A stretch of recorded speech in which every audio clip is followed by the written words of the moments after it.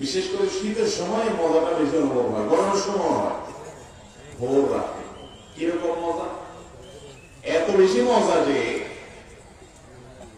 এই ঘুমের ফলে আপনার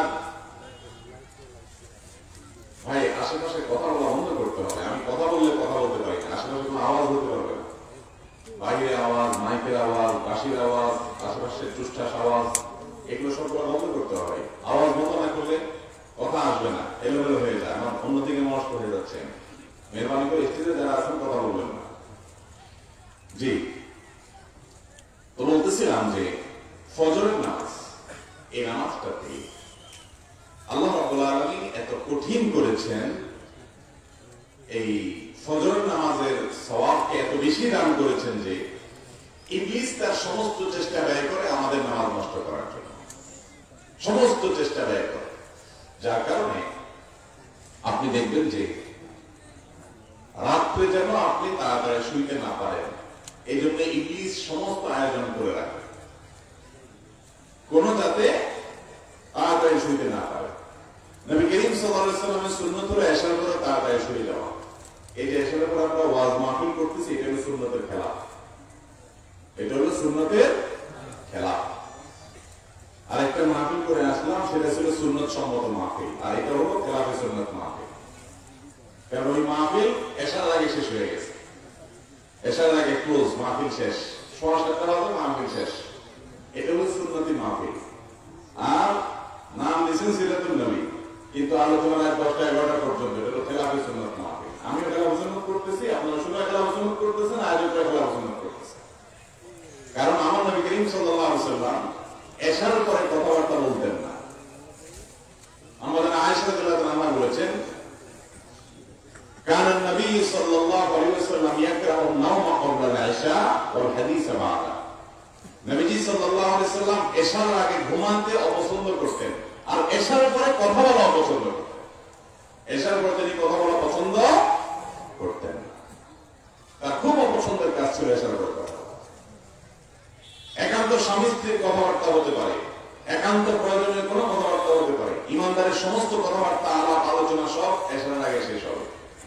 এই যে মাহফিল, এত মাহফিল, এত ওয়াজ, এত বক্তা, কিন্তু হেদায়েত নেই, মানুষের ভিতরে পরিবর্তন নেই। এর একটা কারণ এটাও যে সুন্নাত তরিকা, সুন্নাত পদ্ধতি মাহফিলগুলোতে অ্যাপ্লাই হয় না। এই জন্য সব জায়গায় গিয়ে আমি মাহফিল কর্তৃপক্ষকে করজোর করে অনুরোধ করি, ভাইরে মাহফিল যখন সওয়াবের জন্যই করবেন, গভীর রাত পর্যন্ত মাহফিল করবেন না। মানুষের ঘুমের ক্ষতি করে তারপরে যায় গভীর রাত পর্যন্ত মাহফিল করে সওয়াব হবে না। সওয়াব পেতে হলে রাত 9টা-10টায় মাহফিল ক্লোজ, এশার নামাজ পড়ে বাসায় চলে যাবে সবাই। এটা হলো সুন্নত তরিকার মাহফিল। আল্লাহ তাআলা আমাদেরকে আমল করার তৌফিক দান করুন। ভাইরা আমার, যেটা বলছিলাম যে রাতে তাড়াতাড়ি শোয়াটা হলো সুন্নাত। আমরা কি এখন রাতে তাড়াতাড়ি শুতে পারি? আমিও পারি না, আপনিও পারেন না, আমরা কেউ পারি। কিন্তু আলোচনাটা যদি থাকে, এক সময় বিবেচনা আসবে, এক সময় আমল আসবে। আলোচনায় যদি ছাড়া যায়, এ হাদিস মুর্দা হয়ে গেছে, ইতিম হয়ে গেছে, মিসকিন হয়ে গেছে, এই হাদিস আমাদের কাছে এখন অসহায় হয়ে গেছে, এই হাদিসের কোনো আমরা আমল করি না, রাতে তাড়াতাড়ি শোয়া। ডাক্তাররাও বলেন যে রাতে 10টা থেকে 2টা পর্যন্ত এই টাইমের ঘুমটা স্বাস্থ্যের জন্য খুব ভালো। এই টাইমের ঘুম বডিতে ইমিউনকে স্ট্রং করে।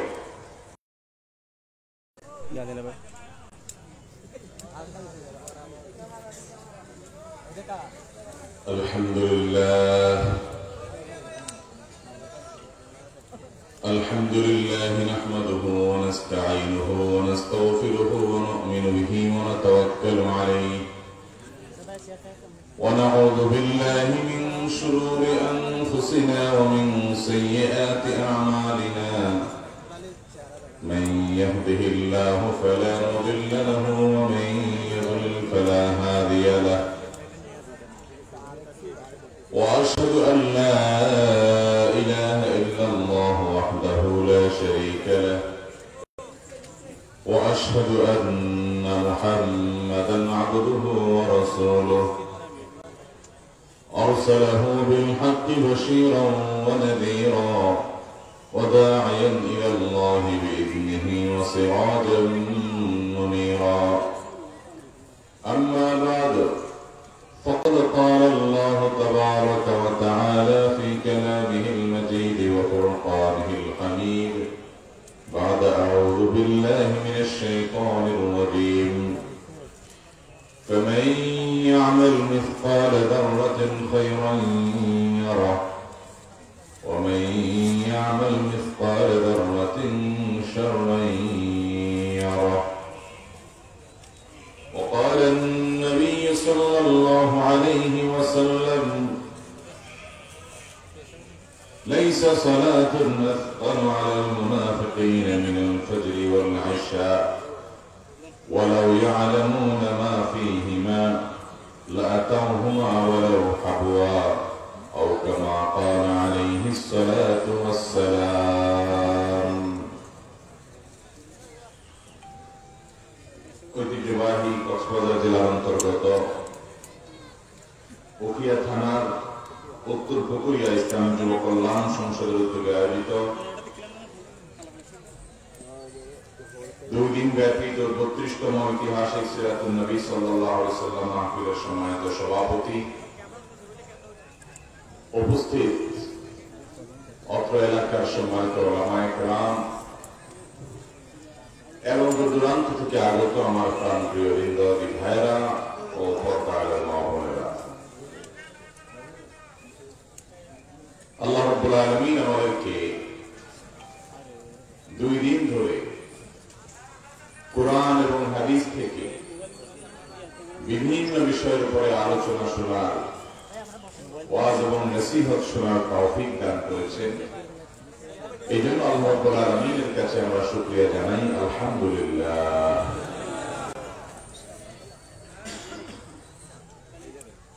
যে সময়টাতে আমরা এখন কোরআন এবং হাদিসের কথা শোনার জন্য একত্রিত হয়েছি, এই সময়টাতে কোরআন এবং হাদিসের কথা শোনার জন্য একত্রিত হওয়াটা এটা অত্যন্ত স্পষ্ট একটি প্রমাণ যে আল্লাহ রাব্বুল আলামিন আমাদেরকে ভালোবাসেন, পছন্দ করেন, আল্লাহর পরম প্রিয় ভাজন হওয়ার তৌফিক আমাদের হয়েছে। কারণ এমনিতেই নবী করিম সাল্লাল্লাহু আলাইহি ওয়াসাল্লাম বলেছেন, মান ইউরিদিল্লাহু বিহি খায়রান ইউফাক্কিহু ফিদ-দীন। আল্লাহ রাব্বুল আলামিন যে ব্যক্তির ভালো চান, আল্লাহ রাব্বুল আলামিন যে ব্যক্তির কল্যাণ চান, আল্লাহ রাব্বুল আলামিন যে ব্যক্তিকে ইহসান করতে চান, ইউফাক্কিহু ফিদ-দীন, তাকে দ্বীন সম্পর্কে, ইসলাম সম্পর্কে আল্লাহ রাব্বুল আলামিন সঠিক বুঝ এবং কনসেপ্ট দান করেন। দ্বীনের প্রতি তার আন্তরিকতা, দরদ, দ্বীনের প্রতি তার সমঝ, দ্বীনের প্রতি তার টান, আকর্ষণ, ভালোবাসা, এগুলো আল্লাহ তাআলা তাকে দিয়ে দেন। যে সময়টাতে আমরা এই মুহূর্তে আলোচনা শুনছি, এই সময়টা কিয়ামতের খুব নিকটবর্তী সময়। গোটা পৃথিবীতে চতুর্দিকে শয়তান তার দোসরদেরকে দিয়ে বনি আদমকে জাহান্নামে নেওয়ার সমূহ পথ উন্মুক্ত করে বসে আছে। এক একজনকে এক একটা লোভ দিয়ে, এক একজনকে এক একটা টোপ দিয়ে, এক একজনকে এক একটা আকর্ষণ দিয়ে কোরআন থেকে এবং হাদিস থেকে দূরে সরানোর জন্য শয়তান তার মিশন বাস্তবায়ন করে চলেছে। এমন একটা সময় আমরা পার করছি যখন মানুষ জাহান্নামে পতিত হওয়ার জন্য প্রতিযোগিতায় লিপ্ত। নামে মুসলমান, গোটা পৃথিবীতে নামে মুসলমান পরিপূর্ণ হয়ে গেছে। এরকম একটা সময়, এরকম কঠিন সময় আল্লাহ রাব্বুল আলামিন আমাদেরকে কোরআন এবং হাদিসের কথা শোনার জন্য, বলার জন্য একত্রিত হওয়ার তৌফিক দিয়েছেন। এই জন্য আল্লাহ রাব্বুল আলামিনকে আমরা শুকরিয়া জানাই, আলহামদুলিল্লাহ। মুহতারাম হাজরিন, এরকম জটিল এবং কঠিন পরিস্থিতিতে ফিতনা যত বাড়বে, ইমানদারের কাজ হবে কোরআন এবং হাদিসকে তত বেশি আঁকড়ে ধরা। আমরা যখন কোন বিপদ সংকেত পাবো, কোন ঝড় এবং জলোচ্ছ্বাস আমরা দেখতে পাবো, তখন যেরকম মানুষ সেফটি বেল্ট এবং আশেপাশে যা পায় সেটাকে জড়িয়ে ধরে, ঝড় যত তীব্র হয় জড়িয়ে ধরার পরিমাণটা তার বাড়ে, ঠিক একইভাবে কিয়ামতের আগে চতুর্মুখী ফিতনা যখন আমাদেরকে ঘিরে ধরে, ফিতনা যখন আমাদেরকে নিমজ্জিত করে, এই সময়টাতে, এই জটিল সময়টাতে কোরআন ও হাদিসকে আরো বেশি আমাদের আঁকড়ে ধরা দরকার। আর এই কোরআন ও হাদিসের কথা শোনার জন্য, বসার জন্য যে দিনই আয়োজন, এই যে আয়োজন, এই যে আলোচনা, এগুলো আমাদের জন্য একটা ইহসান এবং নেয়ামত। আল্লাহ তাআলা আমাদের সকলকে আমাদের কদর করার তৌফিক দান করুন। মুহতারাম হাজিরিন, একটা সুনির্দিষ্ট বিষয়ের উপর আমি কিছু কথা বলতে চাই, আর সে বিষয়টি হলো একজন ইমানদারের কাছে ইমানের পর সবচেয়ে গুরুত্বপূর্ণ আমল কোনটা ভাই? ইমানের পর যত আমল আছে এর মধ্যে সবচেয়ে গুরুত্বপূর্ণ আমল কোনটা? নামাজ। সালাত বা নামাজের চাইতে গুরুত্বপূর্ণ কোন আমল আর আল্লাহর জমিনে হতে পারে না।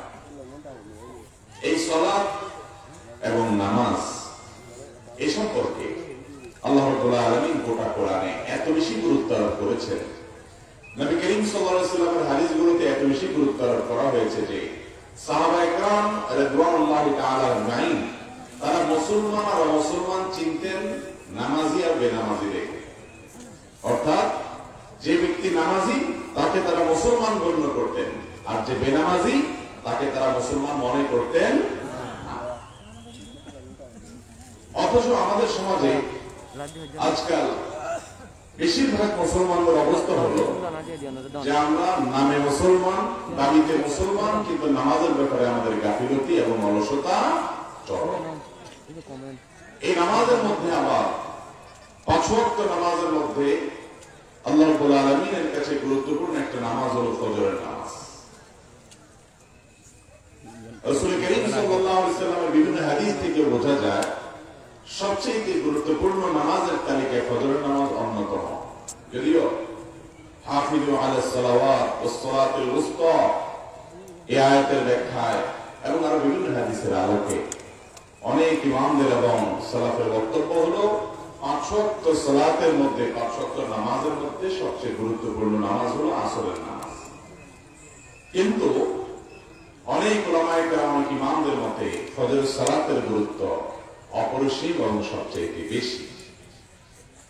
ফজরের নামাজ এটার গুরুত্ব এত বেশি যে এই নামাজটার আলাদা ফজিলতের কথা বহু হাদিসে বর্ণিত হয়েছে, যেগুলো আমাদের মুসলমান ভাই বোনরা অনেকে জানেন না।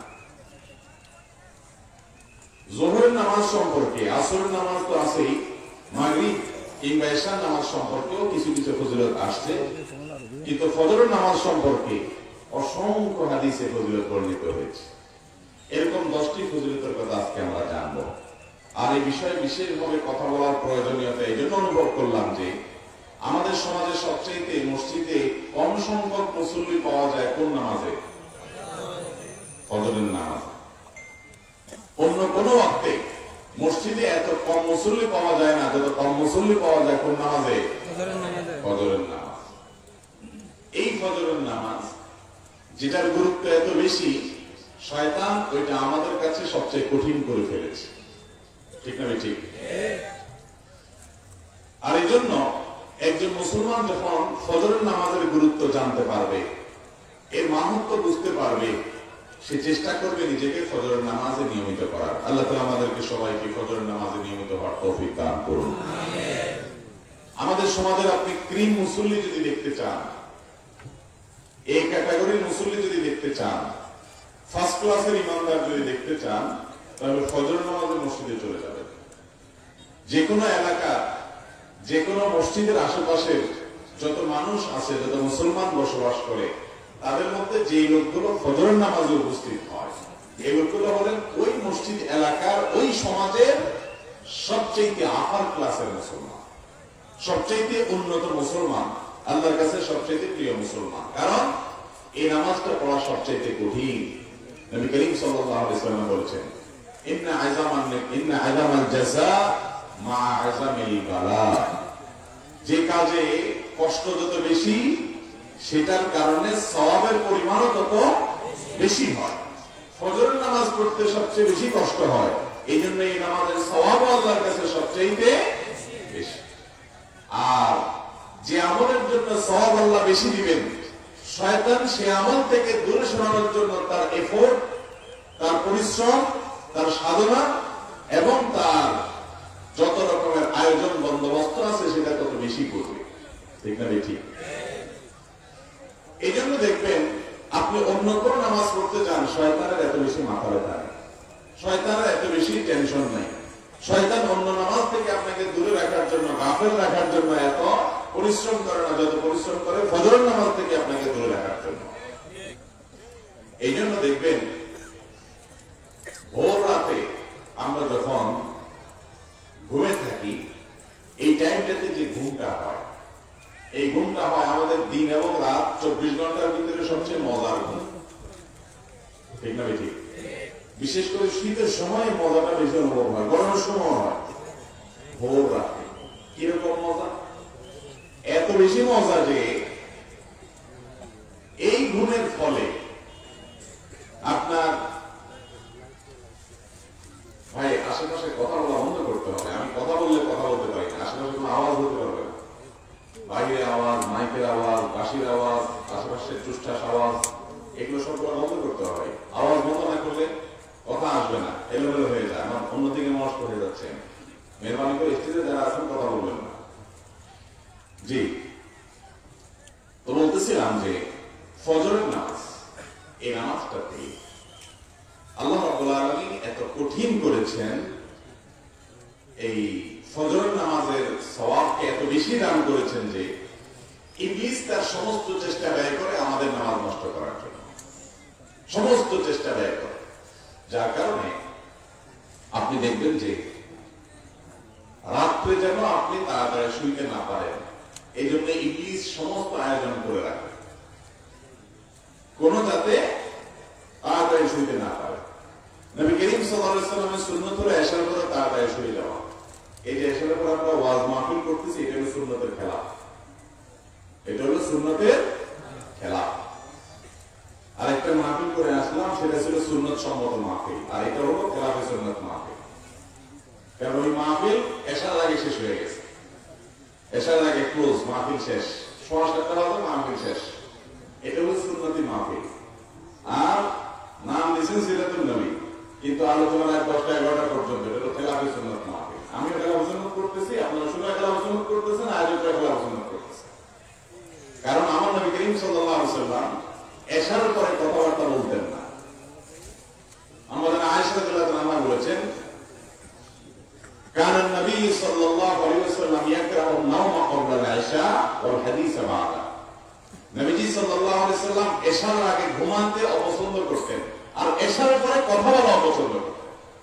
এশার পরে তিনি কথা বলা পছন্দ করতেন না, তার খুব অপছন্দের কাজ ছিল এশার পরে কথা বলা।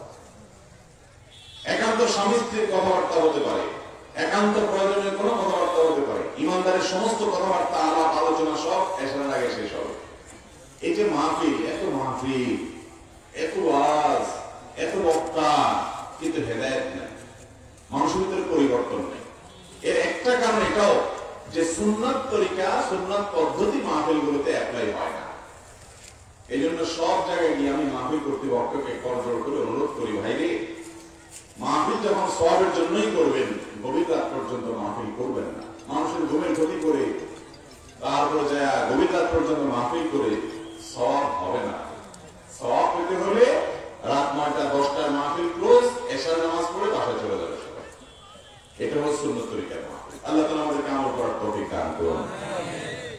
ভাইরা আমার, যেটা বলছিলাম যে রাতে তাড়াতাড়ি শোয়াটা হলো সুন্নাত। আমরা কি এখন রাতে তাড়াতাড়ি শুতে পারি? আমিও পারি না, আপনিও পারেন না, আমরা কেউ পারি। কিন্তু আলোচনাটা যদি থাকে, এক সময় বিবেচনা আসবে, এক সময় আমল আসবে। আলোচনায় যদি ছাড়া যায়, এ হাদিস মুর্দা হয়ে গেছে, ইয়েতিম হয়ে গেছে, মিসকিন হয়ে গেছে, এই হাদিস আমাদের কাছে এখন অসহায় হয়ে গেছে, এই হাদিস যখন আমরা আমল করি না, রাতে তাড়াতাড়ি শোয়া। যে রাতে 10টা থেকে 2টা পর্যন্ত এই টাইমের ঘুমটা স্বাস্থ্যের জন্য খুব ভালো। এই টাইমের ঘুম বডিতে ইমিউনকে স্ট্রং করে, মানুষের রোগ প্রতিরোধ ক্ষমতাকে বৃদ্ধি করে। অথচ আমাদের দেশের বাস্তবতা কি ভাই? গ্রাম বলেন আর শহর বলেন, রাত 8টা 9টার পরে তো আমাদের দিন শুরু হয়, ঠিক না? ঠিক, দিন শুরু হয় মানে আমাদের কাজ কাম, আড্ডাবাজি, যত রকমের টক শো, মিষ্টি শো আছে, যত রকমের আলাপ আলোচনা আছে, এশার নামাজটা একটা বোঝা। এটা শেষ করে ফেলতে পারলে এরপরে আমরা জামা কাপড় খুলে লুঙ্গি টুঙ্গি পরে আমরা আমাদের ডাইনিং এ বা ড্রয়িং এ আমরা আরামের সাথে বসে রিমোটটা হাতে নিয়ে এবার দেশ বিদেশের খবর, সেটা নিয়ে ঘরোয়া টক শো, আর মোবাইলে, ফেসবুকে, ইউটিউবে আমরা বিভিন্ন আপনার স্ক্রল করতে করতে করতে প্রায় 12টার আগ পর্যন্ত আমাদের ঘুম আসে না, ঠিক না? ঠিক। ওই যে মসজিদে ফজরের মুসল্লি কম দেখেন, কারণ কোনটা? কারণ হলো এইটা, নবী করিম সাল্লাল্লাহু আলাইহি ওয়াসাল্লামের একটা সুন্নাত আপনি ছেড়ে দিলে বহু সুন্নাত এমনি ছুটে যাবে, আপনি চাইলেও আর করতে পারবেন না। যেহেতু রাতে তাড়াতাড়ি শোয়ার সুন্নাত বিদায় হয়ে গেছে, আমরা এটার উপর আমল করি না, এই জন্য ফজর আমরা চাইলেও করতে পারি না। যারাও করি তারাও কি করে কিছু জানি না, আমরা তো হাতে হাতে করি, কারণ করে এসে আবার মরার মতো ঘুম দিতে হবে। সকালের ঘুম এটা প্রশংসনীয় ঘুম না। অসুস্থ মানুষ রাতভর কোনো কারণে কাজ করতে হয়েছে, তিনি ঘুমাবেন, ভিন্ন কথা। কিন্তু আমরা বেশিরভাগ মানুষ এখন অভ্যস্ত হলাম যে সকালের ঘুম তো যাইতেই হবে, ঠিক না? ঠিক। কাইলুলা হলো সুন্নাত, দুপুরের ঘুম সেটা নাই। খেয়াল করেন সুন্নাত গুলো কিভাবে একটা একটা করে সমাজ থেকে দূরে সরে। রাতে তাড়াতাড়ি শোয়া সুন্নাত, সেটা নেই। সকালে জেগে থাকা সুন্নাত, সেটাও নেই। আমার দুপুরের ঘুম, সেটাও নেই। মানে সব উলট পালট। দুপুরে ঘুমানো সুন্নাত, তখন আমরা ধুমসে কাজ করি। আর সকালে জেগে থাকা সুন্নাত, তখন আমরা ধুমসে ঘুমাই। সন্ধ্যায় তাড়াতাড়ি ঘুমাইতে হবে, তখন আমরা জেগে থাকি। ভোরে তাড়াতাড়ি উঠতে হবে, তখন আমরা ঘুমাই থাকি। পুরো লাইফস্টাইল থেকে শয়তান এমন ভাবে করেছে যে কোনোভাবে যেন জান্নাতে আমরা যেতে না। এটা যদি আমরা বুঝতে পারি এবং সেটাকে আমলে আনতে পারি, তাহলে কাজ হবে। আমার কথা ঠিক বলে লাভ নেই, আমল করার চেষ্টা করবো তো ইনশাআল্লাহ। আমি বহুত দিনদার, বহুত এমন মুসলমানকে বলে দেখেছি যে দিনের সব বিষয় পালন করার চেষ্টা করে, মাশাআল্লাহ।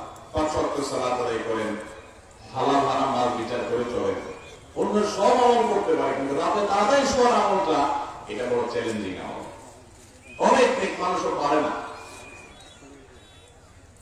আবার কিছু মানুষ দেখেছি আলহামদুলিল্লাহ, তারা এই সুন্নতকে জিন্দা করেছে। এছাড়া করে তাদের জগৎ বন্ধ হয়ে যায়, মোবাইল অফ হয়ে যায়, তারা ঘুমায় পড়ে।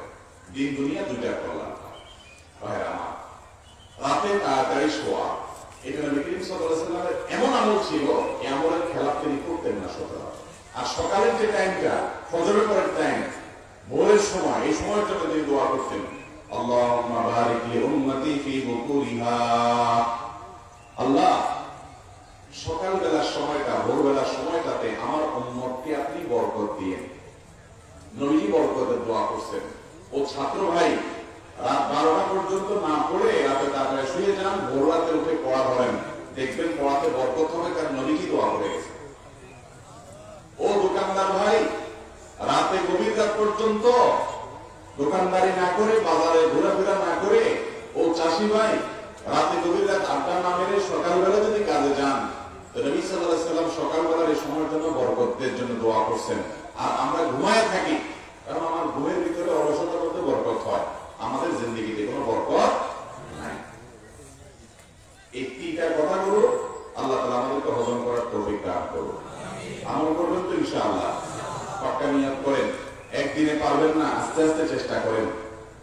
আপনি রাতে তাড়াতাড়ি শোয়ার আমল করেন, আমি চ্যালেঞ্জ দিয়ে বলতে পারি, আপনি ইনশাআল্লাহ অচিরে তাহাজ্জুদ গুজার হতে পারবেন। তাহাজ্জুদের আমল আলেমদের থেকে বিদায় নিয়ে গেছে, আমাদের থেকে বিদায় নিয়ে গেছে, সাধারণ মুসলমানদের মধ্যে থেকে বিদায় নিয়ে গেছে। অথচ কোন মানুষ আল্লাহর সাথে ঘনিষ্ঠ সম্পর্ক করতে চায়, আল্লাহর খুব কাছাকাছি যেতে চায়, আল্লাহর খুব নৈকট্য অর্জন করতে চায়, আল্লাহর খুব প্রিয় পাত্র হতে চায়, আর তাহাজ্জুদ পড়ে না, এটা কোনোদিনই সম্ভব হতে পারে না। কিন্তু তাহাজ্জুদ কিভাবে করবেন 12টা-1টা শুয়ে? সম্ভব না অসম্ভব? হ্যাঁ, তাহাজ্জুদের সালাত যদি আপনি পড়তে চান, নামাজ পড়তে চান, সন্ধ্যা রাতে তাড়াতাড়ি শুয়ে পড়েন। এমনকি রাতের খাবারটা পর্যন্ত এশার নামাজের আগে খাওয়া উত্তম, ভালো সুন্নাহ, যাতে করে এশার পরে আর কি না থাকে, খাবারের জন্য কোনো ঝামেলা। দেখেন নবী করিম সাল্লাল্লাহু আলাইহি ওয়াসাল্লামের সারা জিন্দেগি লাইফস্টাইল ছিল, সারা জিন্দেগি লাইফস্টাইল। এশার আগে খেলে কি লাভ হয়? দেখেন আমরা সাধারণত কি করি, এশার নামাজ পড়ে বাড়িতে যেয়ে জামা কাপড় খুলে টেলিভিশনটা অন করে টক শো, মিষ্টি শো দেখতে দেখতে আমরা এবার আস্তে ধীরে খাই, খাইয়ার পর ধপাস করে শুয়ে যায়, যার কারণে পেটগুলো বাড়তে থাকে, চর্বি বাড়তে থাকে, স্বাস্থ্য ধ্বংস হয়, ইমিউন নষ্ট হয় শরীরে। আর যদি আপনি সুন্নাত অনুযায়ী এশা এবং আশা দুটো যখন একত্র হবে, আশাটাকে আগে করবেন, আশা মানে রাতের খাবার, এটা যদি আগে খান, এরপরে যদি এশা করেন, আপনি খাওয়ার পরে হেঁটে হেঁটে মসজিদে যাবেন, 4 রাকাত ফরজ, 2 রাকাত সুন্নত, 3 রাকাত বিতির, কমের পক্ষে এই নামাজগুলো যদি আপনি পড়েন, কয়বার উদ্বস হবে, আপনার এই খাবারগুলো হজম হবে কি হবে না? এরপরে আপনি যখন আবার বাসায় আসবেন, হেঁটে গেলেন, হেঁটে আসবেন, যদি দোতলা 3তলা হয় তাহলে সিঁড়ি ভাঙলেন, তাহলে আপনার পুরো খাবারগুলো হজম হবে কি হবে না? এরপর আপনি যখন ঘুমোতে যাবেন, এই ঘুমটা হবে আপনার জন্য স্বাস্থ্যকর। এখন ডাক্তাররা বলেন খাইয়াই শুয়ে পড়েন না, ওলামা একরাম আগে থেকে বলতেন চেহেল কদমি করেন, একটু হাঁটাহাঁটি করেন খাওয়ার পরে, যাতে হজম হয়। সুন্নাহর ভিতরে কল্যাণ আছে, সুন্নাহ না মানার ভিতরে কোনো কল্যাণ নাই। আল্লাহ তাআলা আমাদের আমল করার তৌফিক দান করুন। ভোর রাতে যখন আমরা ফজরের জন্য উঠব, তার আগে শয়তান আমাদের কপালে গিরা দেয়, গিরা। আপনার হাদিস শুনেছেন, নবী করিম সাল্লাল্লাহু আলাইহি ওয়াসাল্লাম বলেছেন, মানুষ যখন শোয়, মুসলমান যখন শোয়, ইমানদার যখন শোয়, তখন তার কপালে 3টা গিরা দেয় ইবলিস। এই গিরাগুলো দেখা যায় না, অদৃশ্য গিরা শয়তানে দেয়। সেই যে গিরাগুলো দেয়, এই গিরাগুলো দেওয়ার উদ্দেশ্য হলো তাকে আলস্য সৃষ্টি করা, অলসতা সৃষ্টি করা। আর কপালে কেন গিরে দেয় আল্লাহ ভালো জানে। তবে যে আকুপ্রেশার, আকুপাংচার যে ট্রিটমেন্ট পদ্ধতি আছে, মানুষের শরীরে বিভিন্ন জায়গায় মাসাজ করে করে যে ট্রিটমেন্ট করা হয়, এই ট্রিটমেন্টের একটা পলিসি হলো, সিস্টেম হলো, যার ঘুম আসে না তার এই কপালে মেসেজ করলে ঘুম আসে। আপনি নিজে দেখেন, আমি বহু দেখছি, যখন ঘুম আসবে না, বাচ্চাদের বিশেষ করে ঘুম আসে না, বা আপনার অন্য কারো ঘুম আসে না, কপালে বিশেষ করে ভ্রুর এখানে মেসেজ করলে চোখটা আস্তে করে বন্ধ হয়ে আসে। তো এটা তো এখন আজকাল আকুপ্রেশারের এই ট্রিটমেন্টের পদ্ধতি থেকে জানলাম, কিন্তু নবী করিম সাল্লাল্লাহু আলাইহি ওয়াসাল্লাম সেই 1450 বছর আগে হাদিস দেখেন, আপনি যাতে ভোর রাতে ঘুমে একদম মরার মতো ঘুমান, ঘুম যাতে গভীর হয়, ফজর যাতে পড়তে না পারে, এজন্য কপালে 3টা গিরা দেয় ইবলিস। কয়টা গিরা দেয়?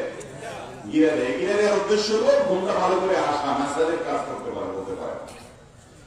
এরপর যখন মানুষ শোয়, ওই যে শয়তান যেহেতু গিরা দিচ্ছে, এই জন্য ফজরের সময়, বিশেষ করে শীতের সময়, মনে হয় যে মুয়াজ্জিনের আযান শোনার পর অ্যালার্ম দিয়ে রাখছেন, ফজর নামাজ পড়বেন, অ্যালার্ম বাজার পর মনে হয় এই আরামের ঘুম ছেড়ে কম্বলটা থেকে উঠলে মনে হয় লাইফটা শেষ হয়ে যাবে, এখনই মরে যাবে মনে হয়, এত ঠান্ডা। ইবলিস এসে কানে কানে বলে যে এই শীত, এই ঠান্ডার মধ্যে উঠলে একদম শেষ হয়ে যাবে। তখন কম্বল মুড়ি দিয়ে আরো আরাম করে ঘুমাই আমরা, ঠিক না? ঠিক। নবী করিম সাল্লাল্লাহু আলাইহি ওয়াসাল্লাম বলেছেন আমার কথা। ইবলিস তখন এসে বলে, রাত এখন অনেক বাকি আছে, আর একটু ঘুমাও। মোবাইল আপনি অ্যালার্ম দিয়ে রাখছেন, জামাতের আর 15 মিনিট বাকি আছে, তারপরে অ্যালার্মটা বন্ধ করে চিন্তা করেন 15 মিনিট তো আছে, আর 5টা মিনিট ঘুমাই। এই অসুবিধাটা আপনাদের হয় কি হয় না? আমার তো হয়। আর 5টা মিনিট ঘুমাই মনে চায়, তখন অ্যালার্মটা বন্ধ করে আরো একটু ঘুমান। এই যে 5 মিনিট ঘুমাচ্ছেন আপনি, রাতে 5 ঘন্টা 6 ঘন্টা ঘুমাই আপনার হয় না, কিন্তু 5 মিনিটের জন্য এখন আপনি একটা কাতর হয়ে গেছে। কিন্তু ইবলিস আপনাকে জামাত মিস করাই কি হবে, ফজর মিস করাই কি হবে, তার মিশন। এই জন্য দেখবেন ওই টাইমে মনে চায় 5টা মিনিট, আর 2টা মিনিট, আর 10টা মিনিট ঘুমাই। ওই 5 মিনিট আর 5 মিনিট থাকে না, এরপরে এক ঘুমে কখনো কখনো 7টা, কখনো কখনো 8টা। হ্যাঁ, যারা নিয়মিত নামাজি, যারা নিয়মিত নামাজের গুরুত্ব বুঝে তাদের কথা। এই রোগটা আমাদের মধ্যে আছে না নাই? শয়তানের সাথে এটা হলো কুষ্টি। अरे ये कुश्ती तो है उम्र भर की, कभी वो दबा ले कभी तू दबा ले। ইবলিসের সাথে এই লড়াইটা তো আজীবনের লড়াই। সে আপনাকে হারাইতে চাইবে, আপনি কদর যেন উঠতে না পারেন। নবী করিম সাল্লাল্লাহু আলাইহি ওয়াসাল্লাম বলেছেন, আপনি যখন একটু যদি বাঁশির আওয়াজ হয় আশেপাশে, কেমনে কথা বলে? হ্যাঁ, আশেপাশে কি কোনো পুলিশ টুলিশ আছে নাকি? এত কিসের বাঁশির আওয়াজ হয়? একটু পর পরে জোরে জোরে চিল্লে চিল্লায়। ভলেন্টিয়ার ভাইরা এত জোরে বাঁশি বাজাবে না আশেপাশে, ভলেন্টিয়ার বেরোর করে অযথাই আপনারা বাঁশি বাজানো খেলে। এত আওয়াজ হলে তো কথা বলা যায় না। এমাইনে বলে মাফি করলাম, কত সুন্দর নীরব, এত হচ্ছে হইলে কেমনি কথা বলবো? বাঁশি দরকারে বাজান, একবারে কাছে এসে কানে কাছে এসে কম করে বাজান। জি ভাই, তো যেটা বলতেছিলাম, রাসূল করিম সাল্লাল্লাহু আলাইহি ওয়াসাল্লাম বলেছেন, বান্দা যখন ঘুমায়, ঈমানদার যখন একটু সাহস করে হিম্মত করে ফজরের আযান শোনার পর, ওটা একটু জোর করে বাজাচ্ছে না, বুঝছেন? ইবলিসে মনে হয় একটু বোঝাইতেছে, একটু জোর করে বাজা, যাতে মনে কোনো কথা বলতে না।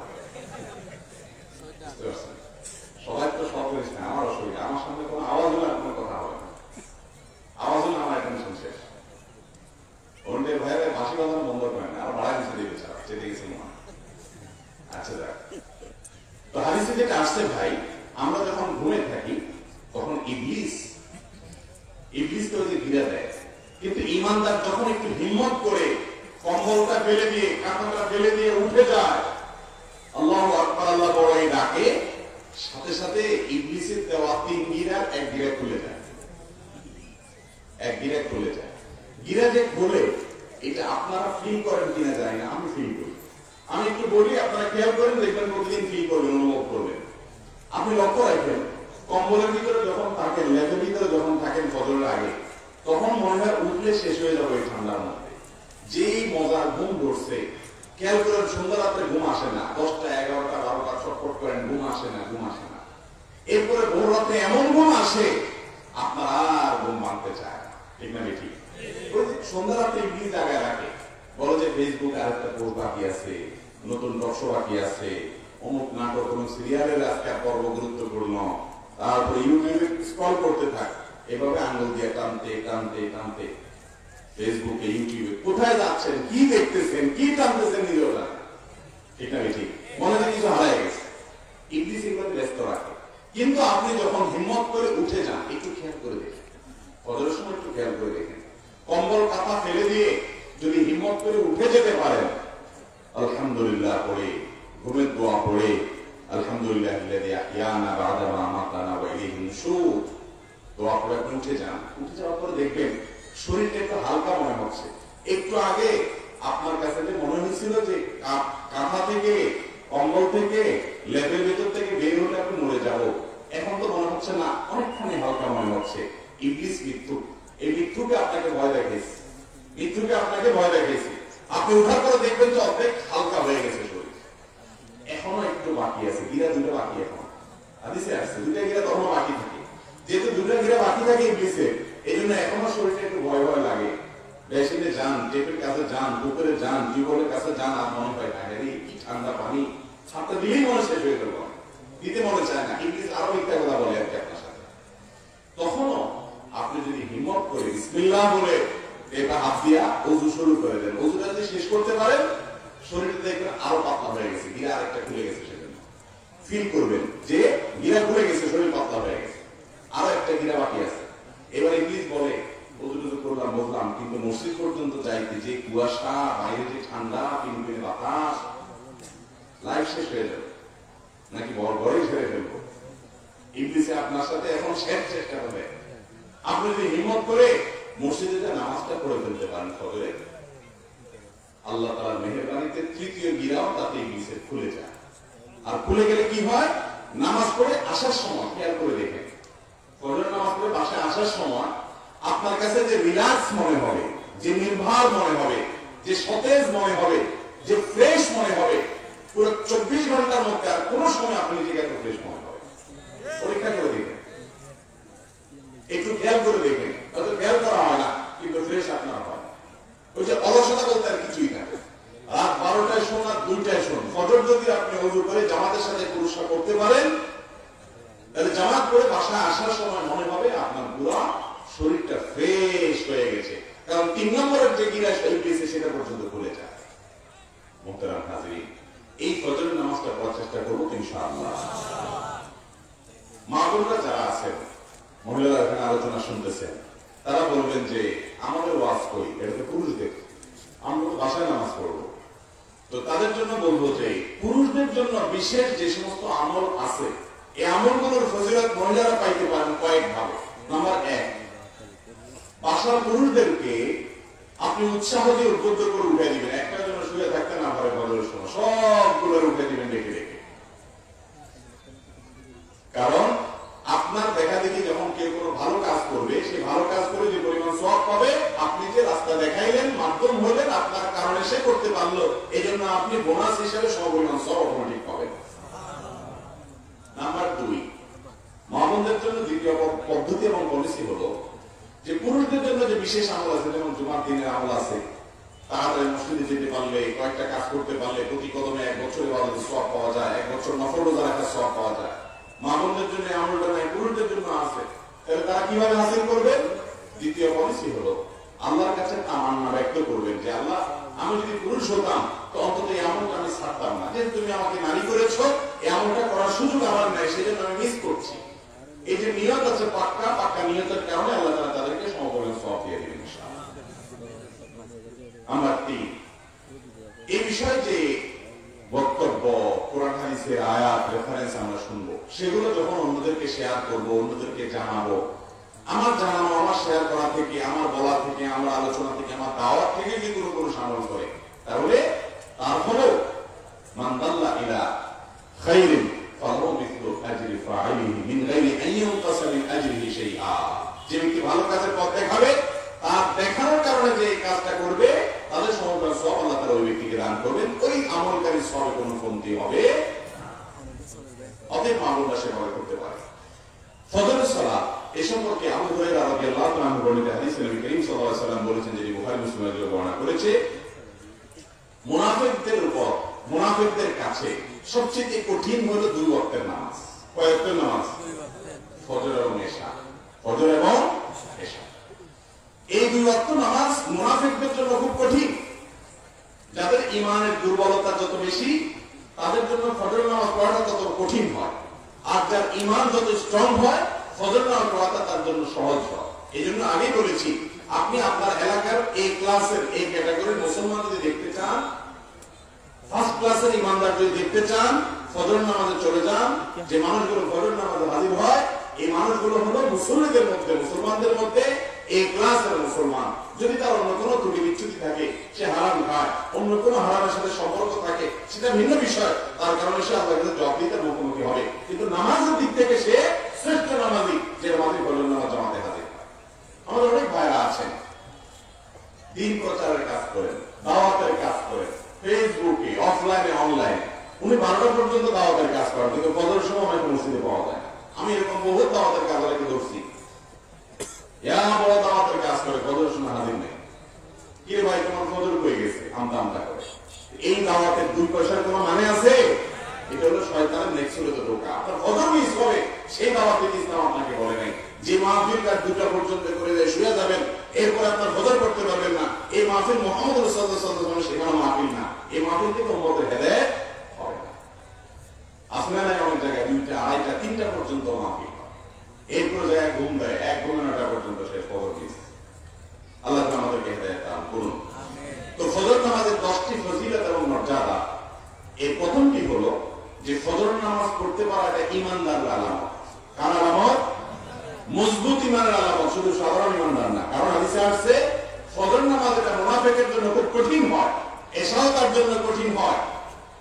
যদি ঈমানদাররা জানতো, মানুষরা যদি জানতো যে ফজর নামাজে আর এশার নামাজে কি ফজিলত, কি মর্যাদা আছে, লাতাহুমা ওয়ালাউ আবওয়ান, তাহলে হামাগুড়ি দিয়ে হলেও তারা ফজর নামাজে হাজির হতে, কেউ তাদেরকে দূরে রাখতে পারত না।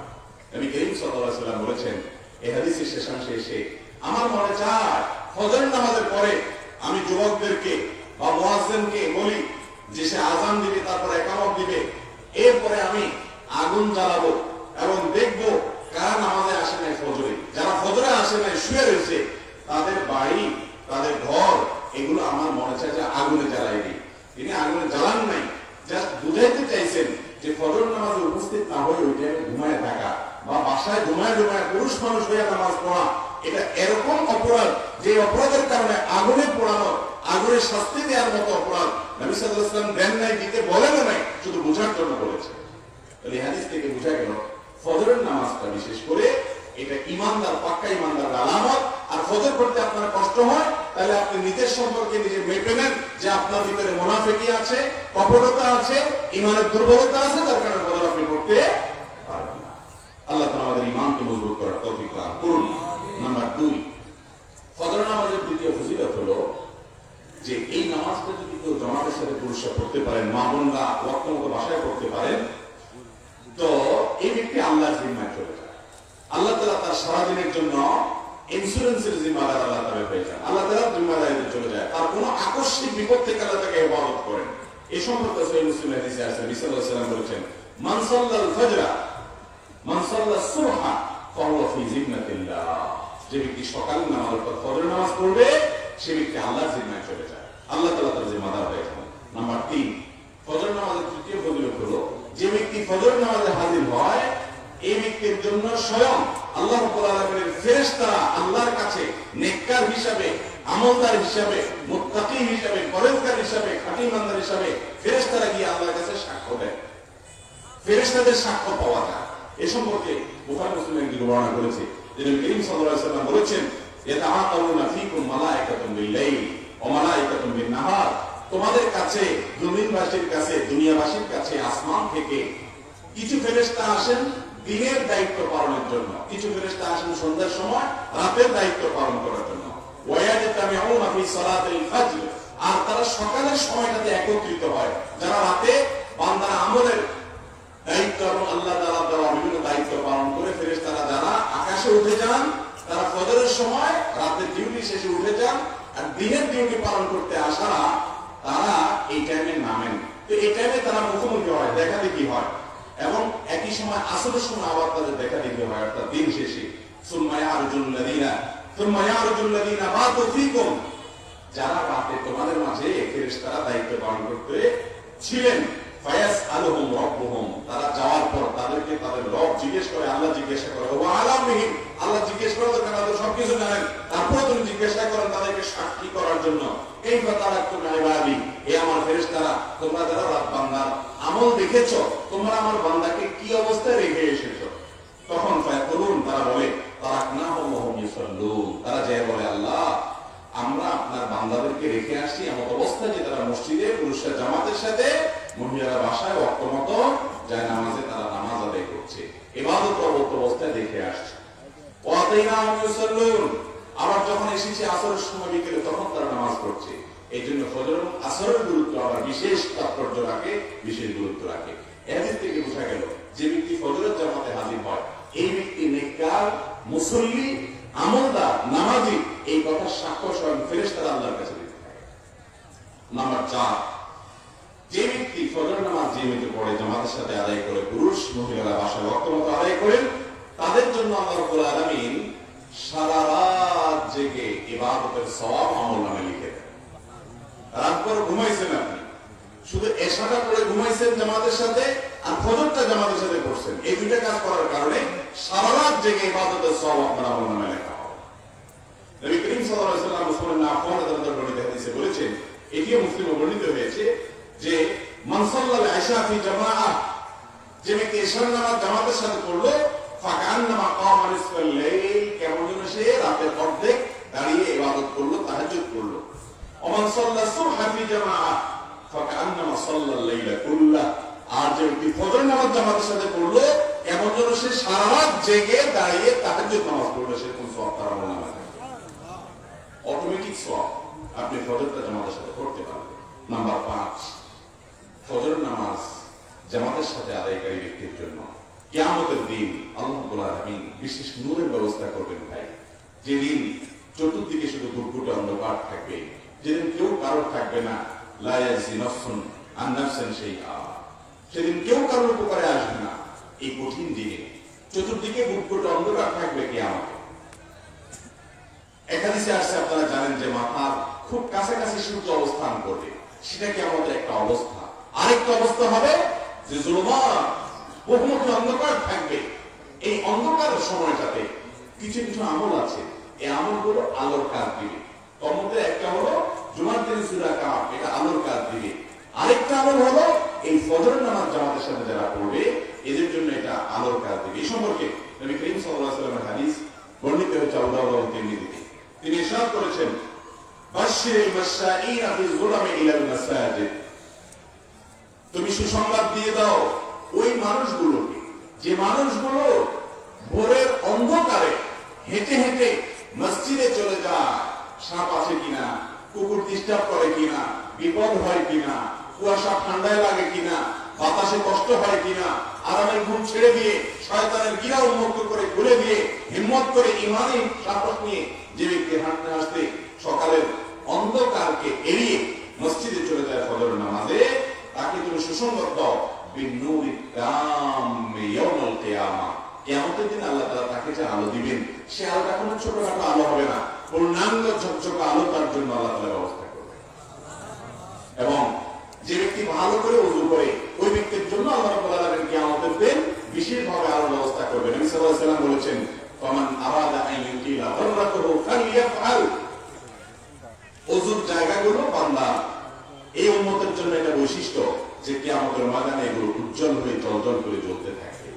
অতএব যে ব্যক্তি তার উজ্জ্বলতা বাড়াতে চায় সে যেন উত্তম রূপে ওযু করে। এই জন্য ওযু সম্পর্কিত হাদিসগুলো দেখবেন, আসবিগুল ওযু, আসবিগুল ওযু, ওযু ভালোভাবে হাদিসের নির্দেশ। এই জন্য আমরা আরেকটি ফজিলতের কথা জানলাম যে কিয়ামতের দিন ফজর নামাজ আদায় করে ব্যক্তির জন্য এই নামাজটা আলোর কাজ দিবে, নূরের কাজ দিবে, পূর্ণাঙ্গ নূরের কাজ দিবে। নাম্বার 6, যারা ফজর নামাজ আদায় করবে আল্লাহ রাব্বুল আলামিন কিয়ামতের ময়দানে তাদেরকে তাদের মালিকের সঙ্গে সাক্ষাতের আল্লাহ তাআলার দিদারের তৌফিক নসিব করবেন। আল্লাহ তাআলা আমাদের সবাইকে এই সৌভাগ্য হাসিল করার তৌফিক দান করুন।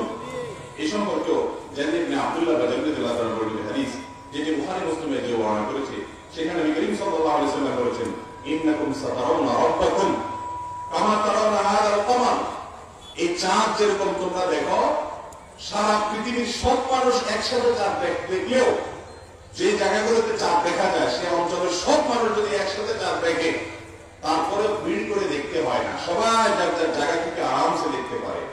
আল্লাহকে তোমরা কিয়ামতের ময়দানে দেখবা, কোনো বিড়াবিড়ি করা লাগবে না, এইভাবে স্ব জায়গা থেকে দেখতে পারবা। ফাইস্তাতাতুম আল্লাহ তুগলাবু আলা সালাতিন ক্বাবলা তুলুইশ শামসি ওয়া ক্বাবলা গুরুবিহা ফাফআলু, যদি সেদিন তোমাদের মালিককে আল্লাহ রাব্বুল আলামিনকে দেখতে চাও, তার দিদার দেখতে পাইতে চাও, তার সাক্ষাৎ পাইতে চাও, তাহলে তোমরা সূর্য ওঠার আগে আর সূর্য ডুবার আগে এই 2 ওয়াক্ত নামাজের ব্যাপারে খুব গুরুত্বশীল দিবা, খুব গুরুত্ব দিবা, খুব সতর্ক থাকবা, খুব সাবধান থাকবা। এই নামাজটা যেন মিস না হওয়ার চেষ্টা করবা, তাহলে আল্লাহকে দেখতে পাবা। ফজরের নামাজ আর আসরের নামাজ, সূর্য ডুবার আগের নামাজ আর সূর্য ওঠার আগে। আল্লাহ তাআলা আমাদের আমল করার তৌফিক দান করুন। তাহলে 6 নম্বর ফজিলত পাইলাম যে ফজর নামাজ জামাতের সাথে পড়ার মাধ্যমে, ফজর নামাজ নিয়মিত আদায় করার মাধ্যমে আল্লাহ তাআলা দিদার কিয়ামতের ময়দানে নসিব হবে ইনশাআল্লাহ। নাম্বার 7, সবচেয়ে বড় সফলতা, ফামান যুহজিহা আনিন নার ওয়া উদখিলাল জান্নাতা ফাকাদ ফাজ।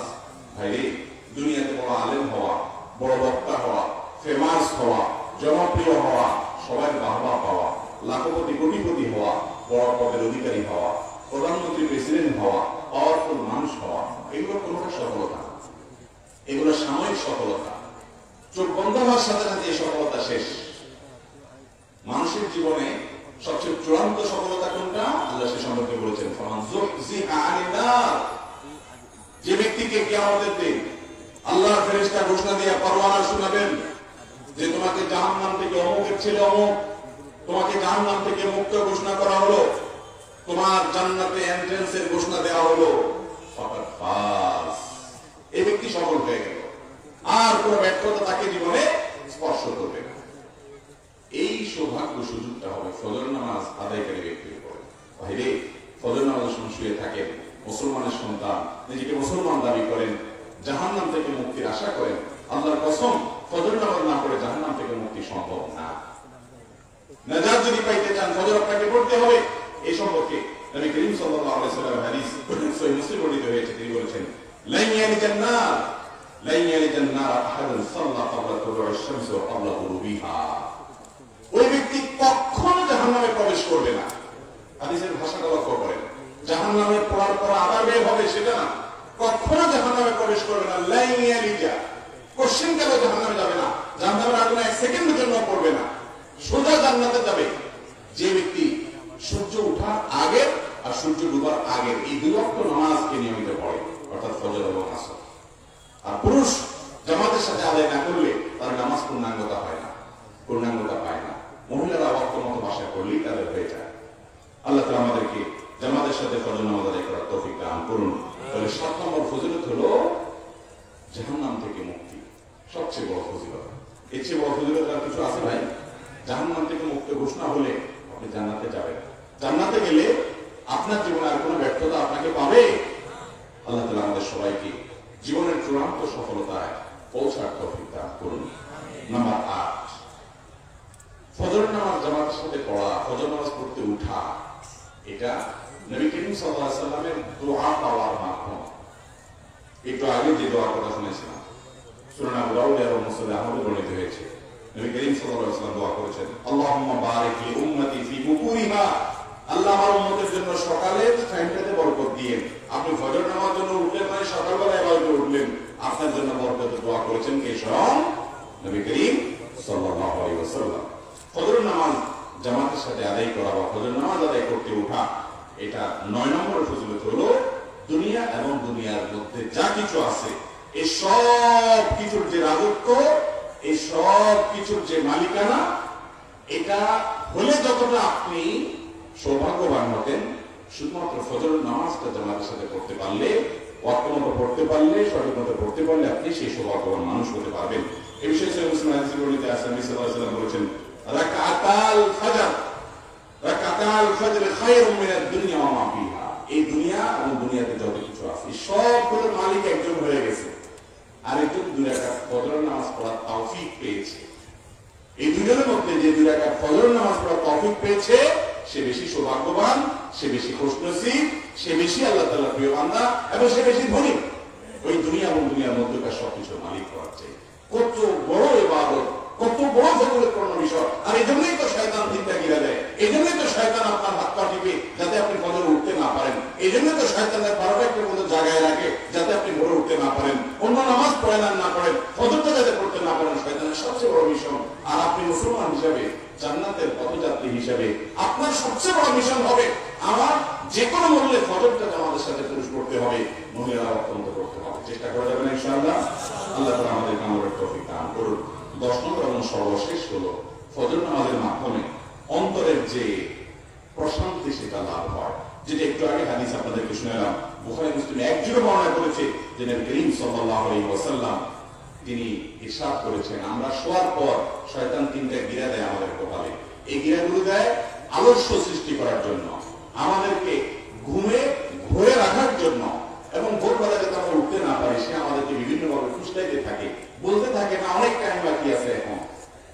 আর এই টাইমটাতে যদি আমরা চ্যালেঞ্জ নিয়ে একটু উঠে যেতে পারি, নামাজ পড়তে পারি, তাহলে সেক্ষেত্রে উঠে গেলে একটা গিরা খুলে যায়, শরীর পাতলা হয়ে যায়, ওযু করে ফেললে আরেকটু পাতলা হয়ে যায়, আর জামাতের সাথে নামাজটা করতে পারলে বা নামাজটা আদায় করতে পারলে পুরোপুরি পাতলা হয়ে যায়। এরপরে যেটা হয়, হাদিসে নবী সাল্লাল্লাহু আলাইহি ওয়াসাল্লাম বলেছেন, ফাআসবাহা নাশীতান নাফস, ফজর নামাজ পড়ার পর ওই ব্যক্তি এমন হয় যে মানসিকভাবে সবচেয়ে ফ্রেশ, হাসি খুশি, তার সারাটা দিন ভালো লাগে।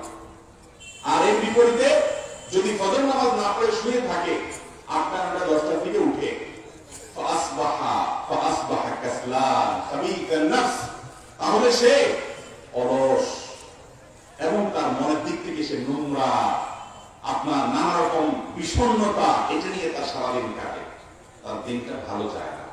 ইমানদার ফজর নামাজ পড়লে সারাটা দিন তার ফ্রেশনেসের সাথে যায়, আন্তরিকতার সাথে যায়, ভালোভাবে যায়, আল্লাহ তাআলাকে সন্তুষ্ট করতে পারে। আমরা ইনশাআল্লাহ ফজর নামাজ জামাতের সাথে পড়বো না ইনশাআল্লাহ সবাই? 10টি ফজিলতের কথা বললাম ভাই, এক নজরে আবার বলে দিচ্ছি। প্রথম ফজিলত হলো ফজর নামাজ পুরুষরা জামাতের সাথে, মহিলারা ওয়াক্ত মতো সুন্দরভাবে আদায় করাটা, এটা ইমানদার হওয়ার লক্ষণ, মুনাফিক এটা পারে না। নাম্বার 2, যে ব্যক্তি ফজর নামাজ পড়ে ঠিকঠাক মতো, সে আল্লাহর জিম্মায় চলে যায়, আল্লাহ তাআলা তার জিম্মাদারি নিয়ে নেন। নাম্বার 3, ওই ব্যক্তির জন্য, ফজর নামাজি ব্যক্তির জন্য আল্লাহর ফেরেশতারা সে ভালো মানুষ, নামাজে পড়ছে, নামাজি ছিল, এই সাক্ষ্য আল্লাহ তাআলা ফেরেশতারা আল্লাহর কাছে দেন। নাম্বার 4, ফজর নামাজ জামাতের সাথে পড়লে, ইশা নামাজ জামাতের সাথে পড়লে সারা রাত জেগে ইবাদতের সওয়াব পাওয়া যায়।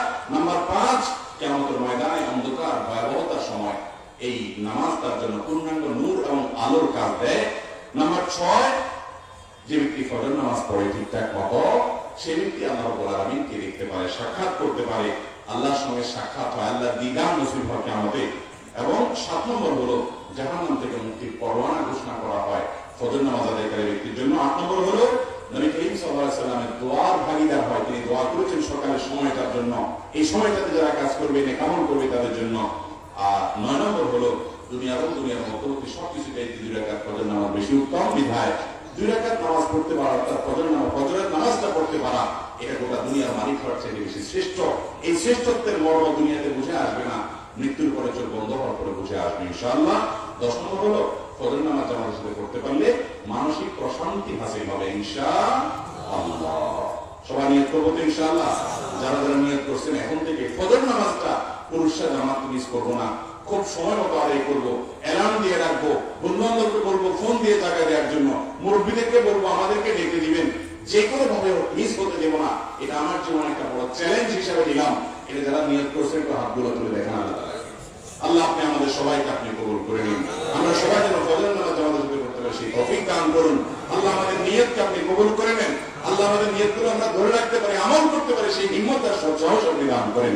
নামান ওয়া আখিরু দাওয়ানা আলহামদুলিল্লাহি রাব্বিল আলামিন। আসসালামু আলাইকুম ওয়া রাহমাতুল্লাহি ওয়া বারাকাতুহু।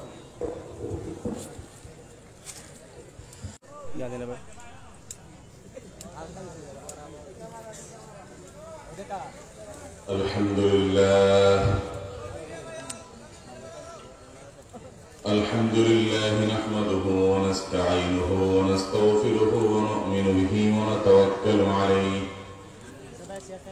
ونعوذ بالله من شرور أنفسنا ومن سيئات أعمالنا من يهده الله فلا مضل له ومن يضلل فلا هادي له وأشهد أن لا إله إلا الله وحده لا شريك له وأشهد أن محمدا عبده ورسوله أرسله بالحق بشيرا ونذيرا وداعيا إلى الله بإذنه وسراجا منيرا. أما بعد فقد قال الله تبارك وتعالى في كلامه المجيد وفرقانه الحميد بعد أعوذ بالله من الشيطان الرجيم فمن يعمل مثقال ذرة خيرا يره ومن يعمل مثقال ذرة شرا يره. وقال النبي صلى الله عليه وسلم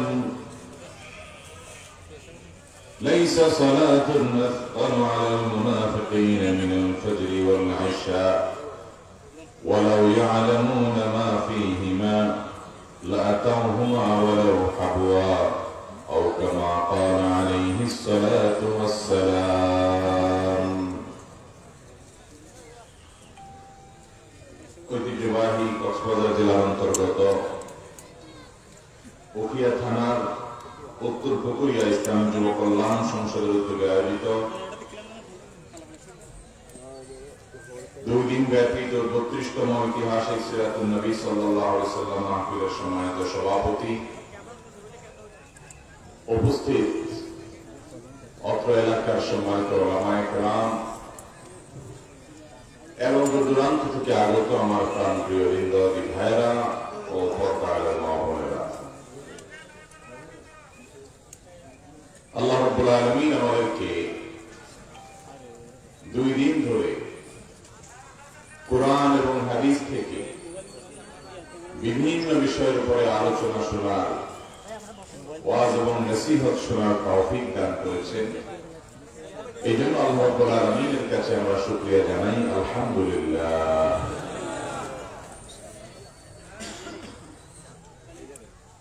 যে সময়টাতে আমরা এখন কোরআন এবং হাদিসের কথা শোনার জন্য একত্রিত হয়েছি,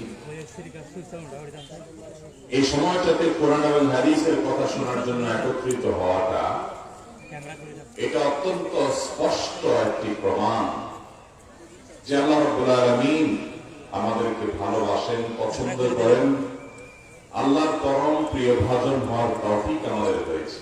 কারণ এমনিতেই নবী করিম সাল্লাল্লাহু আলাইহি ওয়াসাল্লাম বলেছেন, মান ইউরিদিল্লাহু বিহি খায়রান ইউফাক্কিহু ফিদ-দীন। আল্লাহ রাব্বুল আলামিন যে ব্যক্তির ভালো চান, আল্লাহ রাব্বুল আলামিন যে ব্যক্তির কল্যাণ চান, আল্লাহ রাব্বুল আলামিন যে ব্যক্তিকে ইহসান করতে চান, ইউফাক্কিহু ফিদ-দীন, তাকে দ্বীন সম্পর্কে, ইসলাম সম্পর্কে আল্লাহ রাব্বুল আলামিন সঠিক বুঝ এবং কনসেপ্ট দান করেন।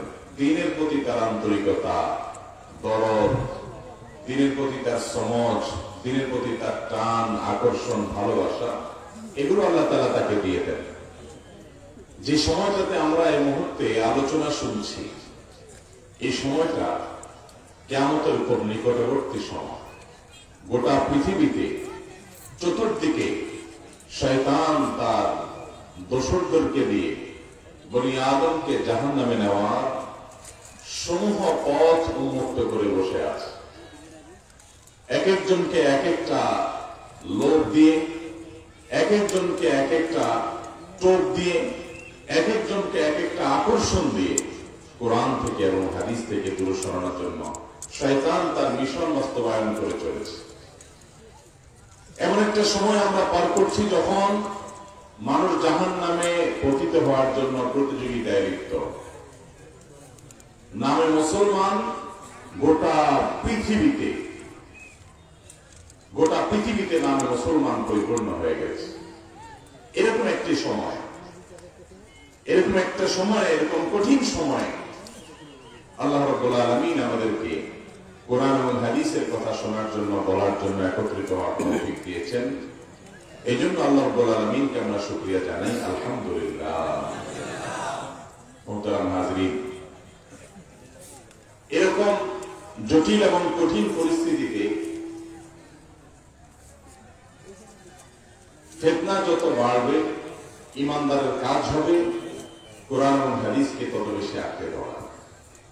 আমরা যখন কোন বিপদ সংকেত পাব, কোন ঝড় এবং জলোচ্ছ্বাস আমরা দেখতে পাব, তখন যেরকম মানুষ সেফটি বেল্ট এবং আশেপাশে যা পায় সেটাকে জড়িয়ে ধরে, ঝড় যত তীব্র হয় জড়িয়ে ধরার পরিমাণটা তার বাড়ে, ঠিক একইভাবে কিয়ামতের আগে চতুর্মুখী ফিতনা যখন আমাদেরকে ঘিরে ধরে, ফিতনা যখন আমাদেরকে নিমজ্জিত করে, এই সময়টাতে, এই জটিল সময়টাতে কোরআন এবং হাদিসকে আরো বেশি আমাদের আঁকড়ে ধরা দরকার। আর এই কোরআন এবং হাদিসের কথা শোনার জন্য, বসার জন্য যে দিনই আয়োজন, এই যে আলোচনা, এগুলো আমাদের জন্য একটা ইহসান এবং নেয়ামত। আল্লাহ তাআলা আমাদের সকলকে নেয়ামতের কদর করার তৌফিক দান করুন। মুহতারাম হাজরিন, একটা সুনির্দিষ্ট বিষয়ের উপর আমি কিছু কথা বলতে চাই। আর সেই বিষয়টি হলো, একজন ইমানদারের কাছে ইমানের পর সবচেয়ে গুরুত্বপূর্ণ আমল কোনটা ভাই? ইমানের পর যত আমল আছে এর মধ্যে সবচেয়ে গুরুত্বপূর্ণ আমল কোনটা?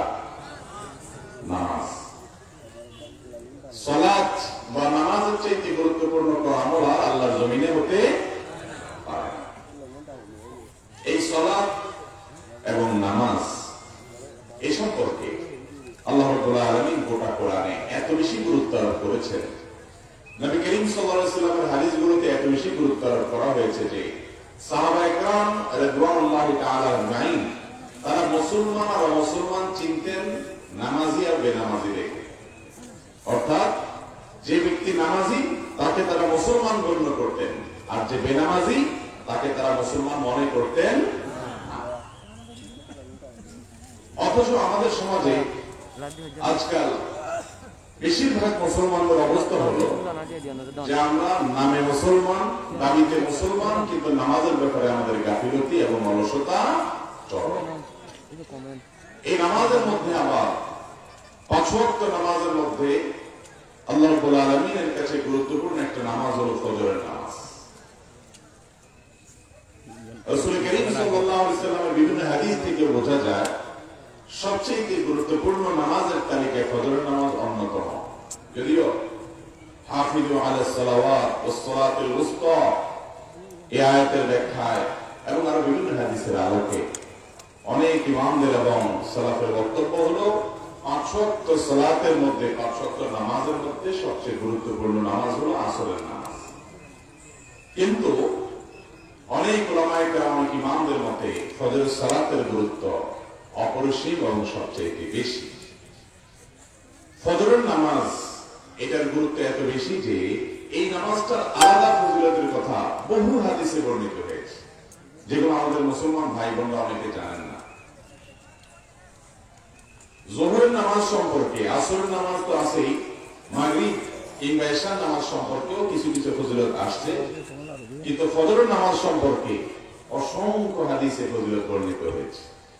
এরকম 10টি ফজিলতের কথা আজকে আমরা জানবো। আর এই বিষয়ে বিশেষভাবে কথা বলার প্রয়োজনীয়তা এই জন্য অনুভব করলাম যে আমাদের সমাজে সবচেয়ে মসজিদে কম সংখ্যক মুসল্লি পাওয়া যায় কোন নামাজে?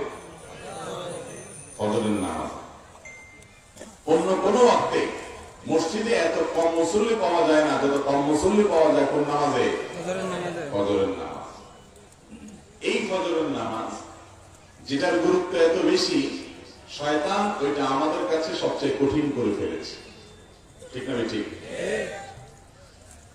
আর এই জন্য একজন মুসলমান যখন ফজরের নামাজের গুরুত্ব জানতে পারবে, এর মাহাত্ম্য বুঝতে পারবে, সে চেষ্টা করবে নিজেকে ফজরের নামাজে নিয়মিত করার। আল্লাহ তাআলা আমাদেরকে সবাইকে ফজরের নামাজে নিয়মিত হওয়ার তৌফিক দান করুন। আমাদের সমাজের আপনি ক্রিম মুসল্লি যদি দেখতে চান, এই ক্যাটাগরির মুসল্লি যদি দেখতে চান, ফার্স্ট ক্লাসের ইমানদার যদি দেখতে চান, তাহলে ফজর নামাজের মসজিদে চলে যাবেন। যে কোনো এলাকা, যে কোনো মসজিদের আশেপাশে যত মানুষ আছে, যত মুসলমান বসবাস করে, তাদের মধ্যে যে লোকগুলো ফজর নামাজে উপস্থিত হয়, এই লোকগুলো হলেন ওই মসজিদ এলাকার, ওই সমাজের সবচেয়ে আপার ক্লাসের মুসলমান, সবচেয়ে উন্নত মুসলমান, আল্লাহর কাছে সবচেয়ে প্রিয় মুসলমান। কারণ এই নামাজটা পড়া সবচেয়ে কঠিন। নবী করিম সাল্লাল্লাহু আলাইহি ওয়াসাল্লাম বলেছেন, ইন্না আযামাল জাযা মা আযামিল বালা। যে কাজে কষ্ট যত বেশি, সেটার কারণে সওয়াবের পরিমাণও তত বেশি হয়। ফজরের নামাজ পড়তে সবচেয়ে বেশি কষ্ট হয়, এই জন্য এই নামাজের সওয়াব আল্লাহর কাছে সবচেয়ে বেশি। আর যে আমলের জন্য সওয়াব আল্লাহ বেশি দিবেন, শয়তান সে আমল থেকে দূরে সরানোর জন্য তার এফোর্ট, তার পরিশ্রম, তার সাধনা এবং তার যত রকমের আয়োজন বন্দোবস্ত আছে সেটা তত বেশি করবে, ঠিক না? ঠিক। এই জন্য দেখবেন আপনি অন্য কোন নামাজ পড়তে যান, শয়তানের এত বেশি মাথা ব্যথা নেই, শয়তানের এত বেশি টেনশন নাই।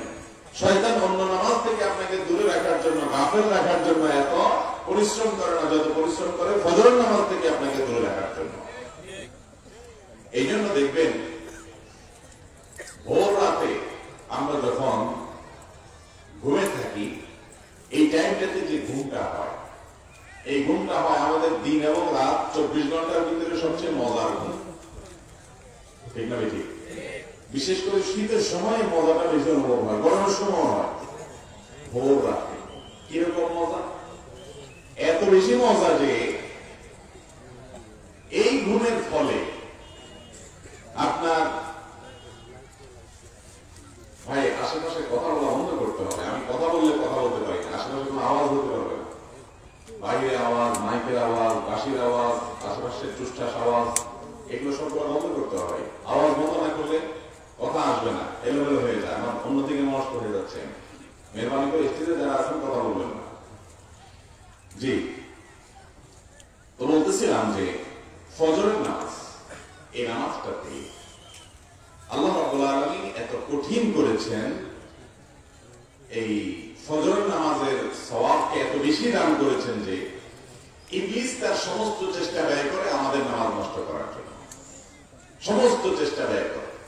যার কারণে আপনি দেখবেন যে রাত্রে যেন আপনি তাড়াতাড়ি শুইতে না পারেন, এই জন্য ইবলিস সমস্ত আয়োজন করে রাখে কোন যাতে তাড়াতাড়ি শুইতে না পারে। নবী করিম সাল্লাল্লাহু আলাইহি ওয়াসাল্লামের সুন্নাত হলো এশার পরে তাড়াতাড়ি শুয়ে যাওয়া। এই যে এশার পরে আমরা ওয়াজ মাহফিল করতেছি, এটা হলো সুন্নতের খেলা, এটা হলো সুন্নতের খেলা। আরেকটা মাহফিল করে আসলাম, সেটা ছিল সুন্নত সম্মত মাহফিল, আর এটা হলো খেলাফে সুন্নত মাহফিল। কারণ ওই মাহফিল এশার আগে শেষ হয়ে গেছে, এশার আগে ক্লোজ, মাহফিল শেষ, 7:30 বাজে মাহফিল শেষ। এটা হলো সুন্নতি মাহফিল। আর নাম দিয়েছেন সিরাতুন নবী, কিন্তু আলোচনা 10টা 11টা পর্যন্ত, এটা হলো খেলাফে সুন্নত মাহফিল। আমিও খেলাফে সুন্নত করতেছি, আপনারা শুনে খেলাফে সুন্নত করতেছেন, আয়োজকরা খেলাফে সুন্নত করতেছেন। কারণ আমার নবী করিম সাল্লাল্লাহু আলাইহি ওয়াসাল্লাম এশার পরে কথাবার্তা বলতেন না। আমাদের আয়েশা রাদিয়াল্লাহু আনহা বলেছেন, কান নবী সাল্লাল্লাহু আলাইহি ওয়াসাল্লাম ইয়াকরাহু নাওমা ক্বাবলা আল-ইশা ওয়াল হাদিস বা'দা। নবীজি সাল্লাল্লাহু আলাইহি ওয়াসাল্লাম এশার আগে ঘুমাতে অপছন্দ করতেন, আর এশার পরে কথা বলা অপছন্দ করতেন। এশার পরে তিনি কথা বলা পছন্দ করতেন না, তার খুব অপছন্দের কাজ ছিল এশার পরে কথা বলা। একান্ত স্বামী স্ত্রীর কথাবার্তা হতে পারে, একান্ত প্রয়োজনীয় কোনো কথাবার্তা হতে পারে, ইমানদারের সমস্ত কথাবার্তা আলাপ আলোচনা সব এশার আগে শেষ হবে। এই যে মাহফিল, এত মাহফিল, এত ওয়াজ, এত বক্তা, কিন্তু হেদায়েত নাই, মানুষের ভিতরে পরিবর্তন নেই।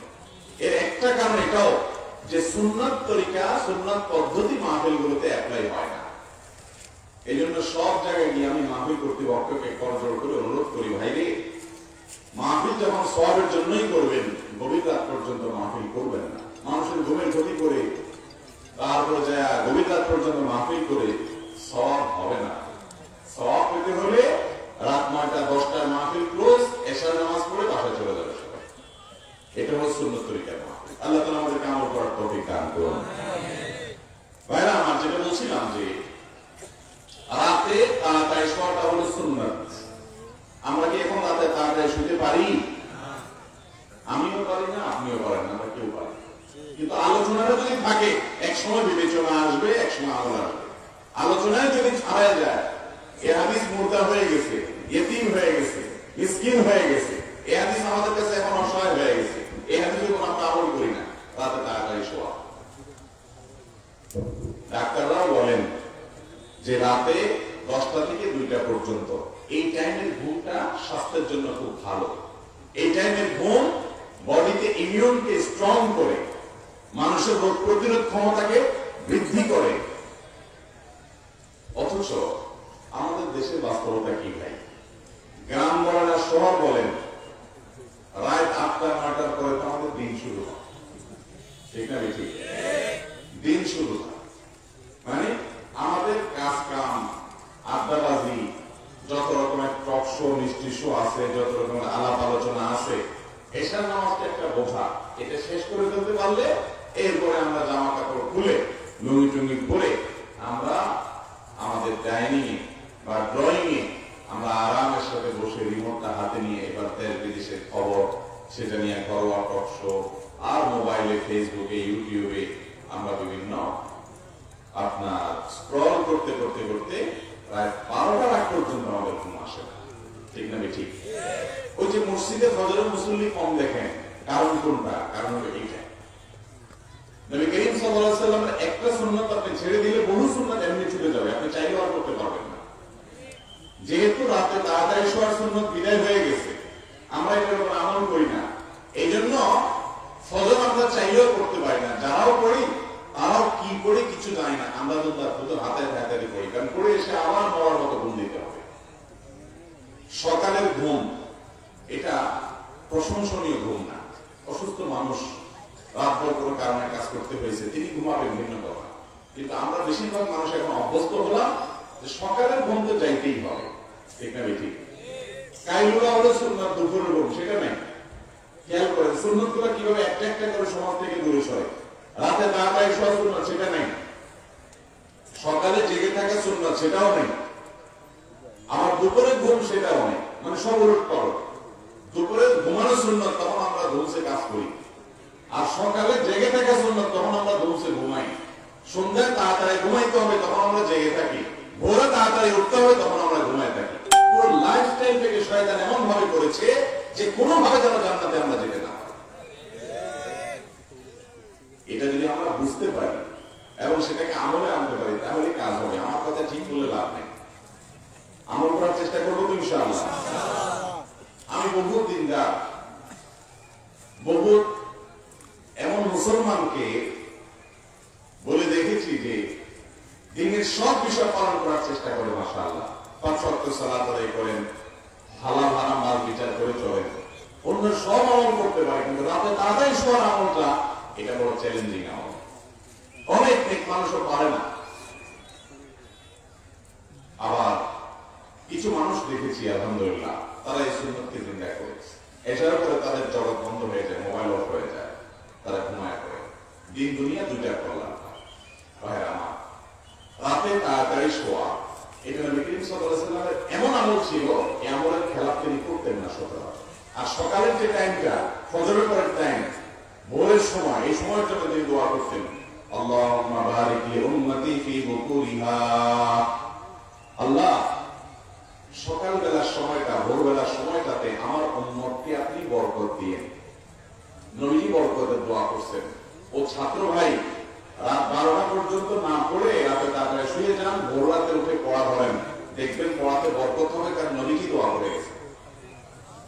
ও দোকানদার ভাই, রাতে গভীর রাত পর্যন্ত দোকানদারি না করে, বাজারে ঘোরাফেরা না করে, ও চাষি ভাই, রাতে গভীর রাত আড্ডা না মেরে সকালবেলা যদি কাজে যান, তো নবী সাল্লাল্লাহু আলাইহি ওয়াসাল্লাম সকালবেলার এই সময়ের জন্য বরকতের জন্য দোয়া করছেন। আর আমরা ঘুমায় থাকি, কারণ আমার ঘুমের ভিতরে অলসতা করতে বরকত হয়, আমাদের জিন্দেগিতে কোনো বরকত নাই। এই তিনটা কথাগুলো আল্লাহ তাআলা আমাদেরকে হজম করার তৌফিক দান করুন। আমল করবেন তো ইনশাআল্লাহ, পাক্কা নিয়ত করেন। একদিনে পারবেন না, আস্তে আস্তে চেষ্টা করেন। আপনি রাত্রে তাড়াতাড়ি শোয়ার আমল করেন, আমি চ্যালেঞ্জ দিয়ে বলতে পারি, আপনি ইনশাআল্লাহ অচিরে তাহাজ্জুদ গুজার হতে পারবেন। তাহাজ্জুদের আমল আলেমদের থেকে বিদায় নিয়ে গেছে, আমাদের থেকে বিদায় নিয়ে গেছে, সাধারণ মুসলমানদের মধ্যে থেকে বিদায় নিয়ে গেছে। অথচ কোন মানুষ আল্লাহর সাথে ঘনিষ্ঠ সম্পর্ক করতে চায়, আল্লাহর খুব কাছাকাছি যেতে চায়, আল্লাহর খুব নৈকট্য অর্জন করতে চায়, আল্লাহর খুব প্রিয় পাত্র হতে চায়, আর তাহাজ্জুদ পড়ে না, এটা কোনোদিনই সম্ভব হতে পারে না। কিন্তু তাহাজ্জুদ কিভাবে করবে? 12টা 1টা শুয়ে সম্ভব না? অসম্ভব। হ্যাঁ, তাহাজ্জুদের সালাত যদি আপনি পড়তে চান, নামাজ পড়তে চান, সন্ধ্যা রাতে তাড়াতাড়ি শুয়ে পড়েন। এমনকি রাতের খাবারটা পর্যন্ত এশার নামাজের আগে খাওয়া উত্তম, ভালো সুন্নাহ, যাতে করে এশার পরে আর কি না থাকে, খাবারের জন্য কোনো ঝামেলা। দেখেন নবী করিম সাল্লাল্লাহু আলাইহি ওয়াসাল্লামের সারা জিন্দেগি লাইফস্টাইল ছিল, সারা জিন্দেগি লাইফস্টাইল। এশার আগে খেলে কি লাভ হয়? দেখেন আমরা সাধারণত কি করি, এশার নামাজ পড়ে বাড়িতে যেয়ে জামা কাপড় খুলে টেলিভিশনটা অন করে টক শো, মিষ্টি শো দেখতে দেখতে আমরা এবার আসলে খাই, খাই আর পুরো ধপাস করে শুয়ে যায়, যার কারণে পেটগুলো বাড়তে থাকে, চর্বি বাড়তে থাকে, স্বাস্থ্য ধ্বংস হয়, ইমিউন নষ্ট হয় শরীরে। আর যদি আপনি সুন্নাত অনুযায়ী এশা এবং আশা দুটো যখন একত্র হবে, আশাটাকে আগে করবেন, আশা মানে রাতের খাবার, এটা যদি আগে খান, এরপরে যদি এশা করেন, আপনি খাওয়ার পরে হেঁটে হেঁটে মসজিদে যাবেন, 4 রাকাত ফরজ, 2 রাকাত সুন্নত, 3 রাকাত বিতির, কমের পক্ষে এই নামাজগুলো যদি আপনি পড়েন, কয়বার উদ্বস হবে? আপনার এই খাবারগুলো হজম হবে কি হবে না? এরপরে আপনি যখন আবার বাসায় আসবেন, হেঁটে গেলেন, হেঁটে আসবেন, যদি দোতলা 3 তলা হয়, তাহলে সিঁড়ি ভাঙলেন, তাহলে আপনার পুরো খাবারগুলো হজম হবে কি হবে না? এরপর আপনি যখন ঘুমোতে যাবেন, এই ঘুমটা হবে আপনার জন্য স্বাস্থ্যকর। এখন ডাক্তাররা বলেন খাইয়াই শুয়ে পড়েন না, ওলামা একরাম আগে থেকে বলতেন চেহেল কদমি করেন, একটু হাঁটাহাঁটি করেন খাওয়ার পরে, যাতে হজম হয়। সুন্নাহর ভিতরে কল্যাণ আছে, সুন্নাহ না মানার ভিতরে কোনো কল্যাণ নাই। আল্লাহ তাআলা আমাদেরকে আমল করার তৌফিক দান করুন। ভোর রাতে যখন আমরা ফজরের জন্য উঠব, তার আগে শয়তান আমাদের কপালে গিরা দেয়, গিরা। আপনার হাদিস শুনেছেন, নবী করিম সাল্লাল্লাহু আলাইহি ওয়াসাল্লাম বলেছেন, মানুষ যখন শোয়, মুসলমান যখন শোয়, ইমানদার যখন শোয়, তখন তার কপালে 3টা গিরা দেয় ইবলিস। এই গিরাগুলো দেখা যায় না, অদৃশ্য গিরা শয়তানে দেয়। সেই যে গিরাগুলো দেয়, এই গিরাগুলো দেওয়ার উদ্দেশ্য হলো তাকে আলস্য সৃষ্টি করা, অলসতা সৃষ্টি করা। আর কপালে কেন গিরে দেয় আল্লাহ ভালো জানে। তবে যে আকুপ্রেশার, আকুপাঞ্চার যে ট্রিটমেন্ট পদ্ধতি আছে, মানুষের শরীরে বিভিন্ন জায়গায় মাসাজ করে করে যে ট্রিটমেন্ট করা হয়, এই ট্রিটমেন্টের একটা পলিসি হলো, সিস্টেম হলো, যার ঘুম আসে না তার এই কপালে মেসেজ করলে ঘুম আসে। আপনি নিজে দেখেন, আমি বহু দেখছি, যখন ঘুম আসবে না, বাচ্চাদের বিশেষ করে ঘুম আসে না, বা আপনার অন্য কারো ঘুম আসে না, কপালে বিশেষ করে ভ্রুর এখানে মেসেজ করলে চোখটা আস্তে করে বন্ধ হয়ে আসে। তো এটা তো এখন আজকাল আকুপ্রেশারের এই ট্রিটমেন্টের পদ্ধতি থেকে জানলাম, কিন্তু নবী করিম সাল্লাল্লাহু আলাইহি ওয়াসাল্লাম সেই 1450 বছর আগে হাদিস দেখেন, আপনি যাতে ভোর রাতে ঘুমে একদম মরার মতো ঘুমান, ঘুম যাতে গভীর হয়, ফজর যাতে পড়তে না পারে, এজন্য কপালে 3টা গিরা দেয় ইবলিস। কয়টা গিরা দেয়? গিরা দেয়। গিরা দেওয়ার উদ্দেশ্য হলো ঘুমটা ভালো করে আসা, মাসাজের কাজ করতে পারে, বলতে পারে। এরপর যখন মানুষ শোয়, ওই যে শয়তান যেহেতু গিরা দিচ্ছে, এই জন্য ফজরের সময়, বিশেষ করে শীতের সময়, মনে হয় যে মুয়াজ্জিনের আযান শোনার পর অ্যালার্ম দিয়ে রাখছেন, ফজর নামাজ পড়বেন, অ্যালার্ম বাজার পর মনে হয় এই আরামের ঘুম ছেড়ে কম্বলটা থেকে উঠলে মনে হয় লাইফটা শেষ হয়ে যাবে, এখনই মরে যাবে মনে হয়, এত ঠান্ডা। ইবলিস এসে কানে কানে বলে যে এই শীত, এই ঠান্ডার মধ্যে উঠলে একদম শেষ হয়ে যাবে। তখন কম্বল মুড়ি দিয়ে আরো আরাম করে ঘুমাই আমরা, ঠিক না? ঠিক। নবী করিম সাল্লাল্লাহু আলাইহি ওয়াসাল্লাম বলেছেন আমার কথা। ইবলিস তখন এসে বলে, রাত এখন অনেক বাকি আছে, আর একটু ঘুমাও। মোবাইলে আপনি অ্যালার্ম দিয়ে রাখছেন, জামাতের আর 15 মিনিট বাকি আছে, তারপর অ্যালার্মটা বন্ধ করে চিন্তা করেন 15 মিনিট আছে, আর 5টা মিনিট ঘুমাই। এই অসুবিধাটা আপনাদের হয় কি হয় না? আমার তো হয়। আর 5টা মিনিট ঘুমাই মনে চায়, তখন অ্যালার্মটা বন্ধ করে আরো একটু ঘুমান। এই যে 5 মিনিট ঘুমাচ্ছেন আপনি, রাতে 5 ঘন্টা 6 ঘন্টা ঘুমাই আপনার হয় না, কিন্তু 5 মিনিটের জন্য এখন আপনি একটা কাতর হয়ে গেছে। কিন্তু ইবলিস আপনাকে জামাত মিস করাই কি হবে, ফজর মিস করাই কি হবে, তার মিশন। এই জন্য দেখবেন ওই টাইমে মনে চায় 5টা মিনিট, আর 2টা মিনিট, আর 10টা মিনিট ঘুমাই। ওই 5 মিনিট আর 5 মিনিট থাকে না, এরপরে এক ঘুমে কখনো কখনো 7টা, কখনো কখনো 8টা। হ্যাঁ, যারা নিয়মিত নামাজি, যারা নিয়মিত নামাজের গুরুত্ব বুঝে তাদের কথা। এই রোগটা আমাদের মধ্যে আছে না নাই? শয়তানের সাথে এটা হলো কুস্তি। আরে এই কুস্তি তো হয় আমার ঘর কি, কবি ও দবা দে, কবি তু দবা দে। ইবলিসের সাথে এই লড়াইটা তো আজীবনের লড়াই। সে আপনাকে হারাইতে চাইবে, আপনি ফজর যেন উঠতে না পারেন। নবী করিম সাল্লাল্লাহু আলাইহি ওয়াসাল্লাম বলেছেন, আপনি যখন এত যদি বাঁশির আওয়াজ হয় আশেপাশে, কেমনে কথা বলে? হ্যাঁ, আশেপাশে কি কোনো পুলিশ টুলিশ আছে নাকি? এত কিসের বাঁশির আওয়াজ হয়? একটু পর পরে জোরে জোরে চিল্লে চিল্লায়। ভলেন্টিয়ার ভাইরা এত জোরে বাঁশি বাজাবেন না, আশেপাশে ভলেন্টিয়ারে বেতন করে অযথাই আপনারা বাঁশি বাজানো খেলে। এত আওয়াজ হলে তো কথা বলা যায় না। এমামি বলে মাহফিল করবার কত সুন্দর নীরব, এত হইচই হইলে কেমনি কথা বলবো? বাঁশি দরকারে বাজান, একবারে কাছে এসে কানে কাছে এসে কম্প করে বাজান। জি ভাই, তো যেটা বলতেছিলাম, রাসূল করিম সাল্লাল্লাহু আলাইহি ওয়াসাল্লাম বলেছেন, বান্দা যখন ঘুমায়, ইমানদার যখন একটু সাহস করে, হিম্মত করে ফজরের আযান শোনার পর, ওটা একটু জোর করে বাজাচ্ছে না, বুঝছেন? ইবলিসে মনে হয় একটু বোঝাই দিয়েছে, একটু জোর করে বাজা, যাতে মৌলবী কথা বলতে না। সবাই তো সব করিস না, আমার অসুবিধা, আমার সামনে কোনো আওয়াজ হলে কোনো কথা হবে না, আওয়াজ হলে আমার টেনশন শেষ। অন্যের ভাইয়েরা বাঁশি বাজানো বন্ধ করেন, আর বাড়া দিচ্ছে দেখে ছাড়া, যেতে গেছে মনে হয়। আচ্ছা যাক, তো হাদিসে যেটা আসছে ভাই, আমরা যখন ঘুমে থাকি তখন ইবলিস তো যে ঘিরে দেয়, কিন্তু ইমানদার যখন একটু হিম্মত করে কম্বলটা ফেলে দিয়ে, কাঁথাটা ফেলে দিয়ে উঠে যায়, আল্লাহু আকবার, আল্লাহ বড় এই ডাকে, সাথে সাথে ইবলিসের দেওয়া 3 গিরার 1 গিরা খুলে যায়। 1 গিরা খুলে যায়। গিরা যে খুলে, এটা আপনারা ফিল করেন কিনা জানি না, আমি ফিল করি। আমি একটু বলি, আপনারা খেয়াল করেন, দেখবেন প্রতিদিন ফিল করবেন, অনুভব করবেন। আপনি লক্ষ্য রাখবেন, কম্বলের ভিতরে যখন থাকেন, লেপের ভিতরে যখন থাকেন ফজরের আগে, তখন মনে হয় উঠলে শেষ হয়ে যাবে এই ঠান্ডার মধ্যে। যেই মজার ঘুম ধরছে, খেয়াল করেন, সন্ধ্যা রাত্রে ঘুম আসে না, 10টা 11টা 12টা ছটফট করেন, ঘুম আসে না। রাত্রে এমন ঘুম আসে আপনার আর ঘুম ভাঙতে চায় না, ঠিক না ঠিক?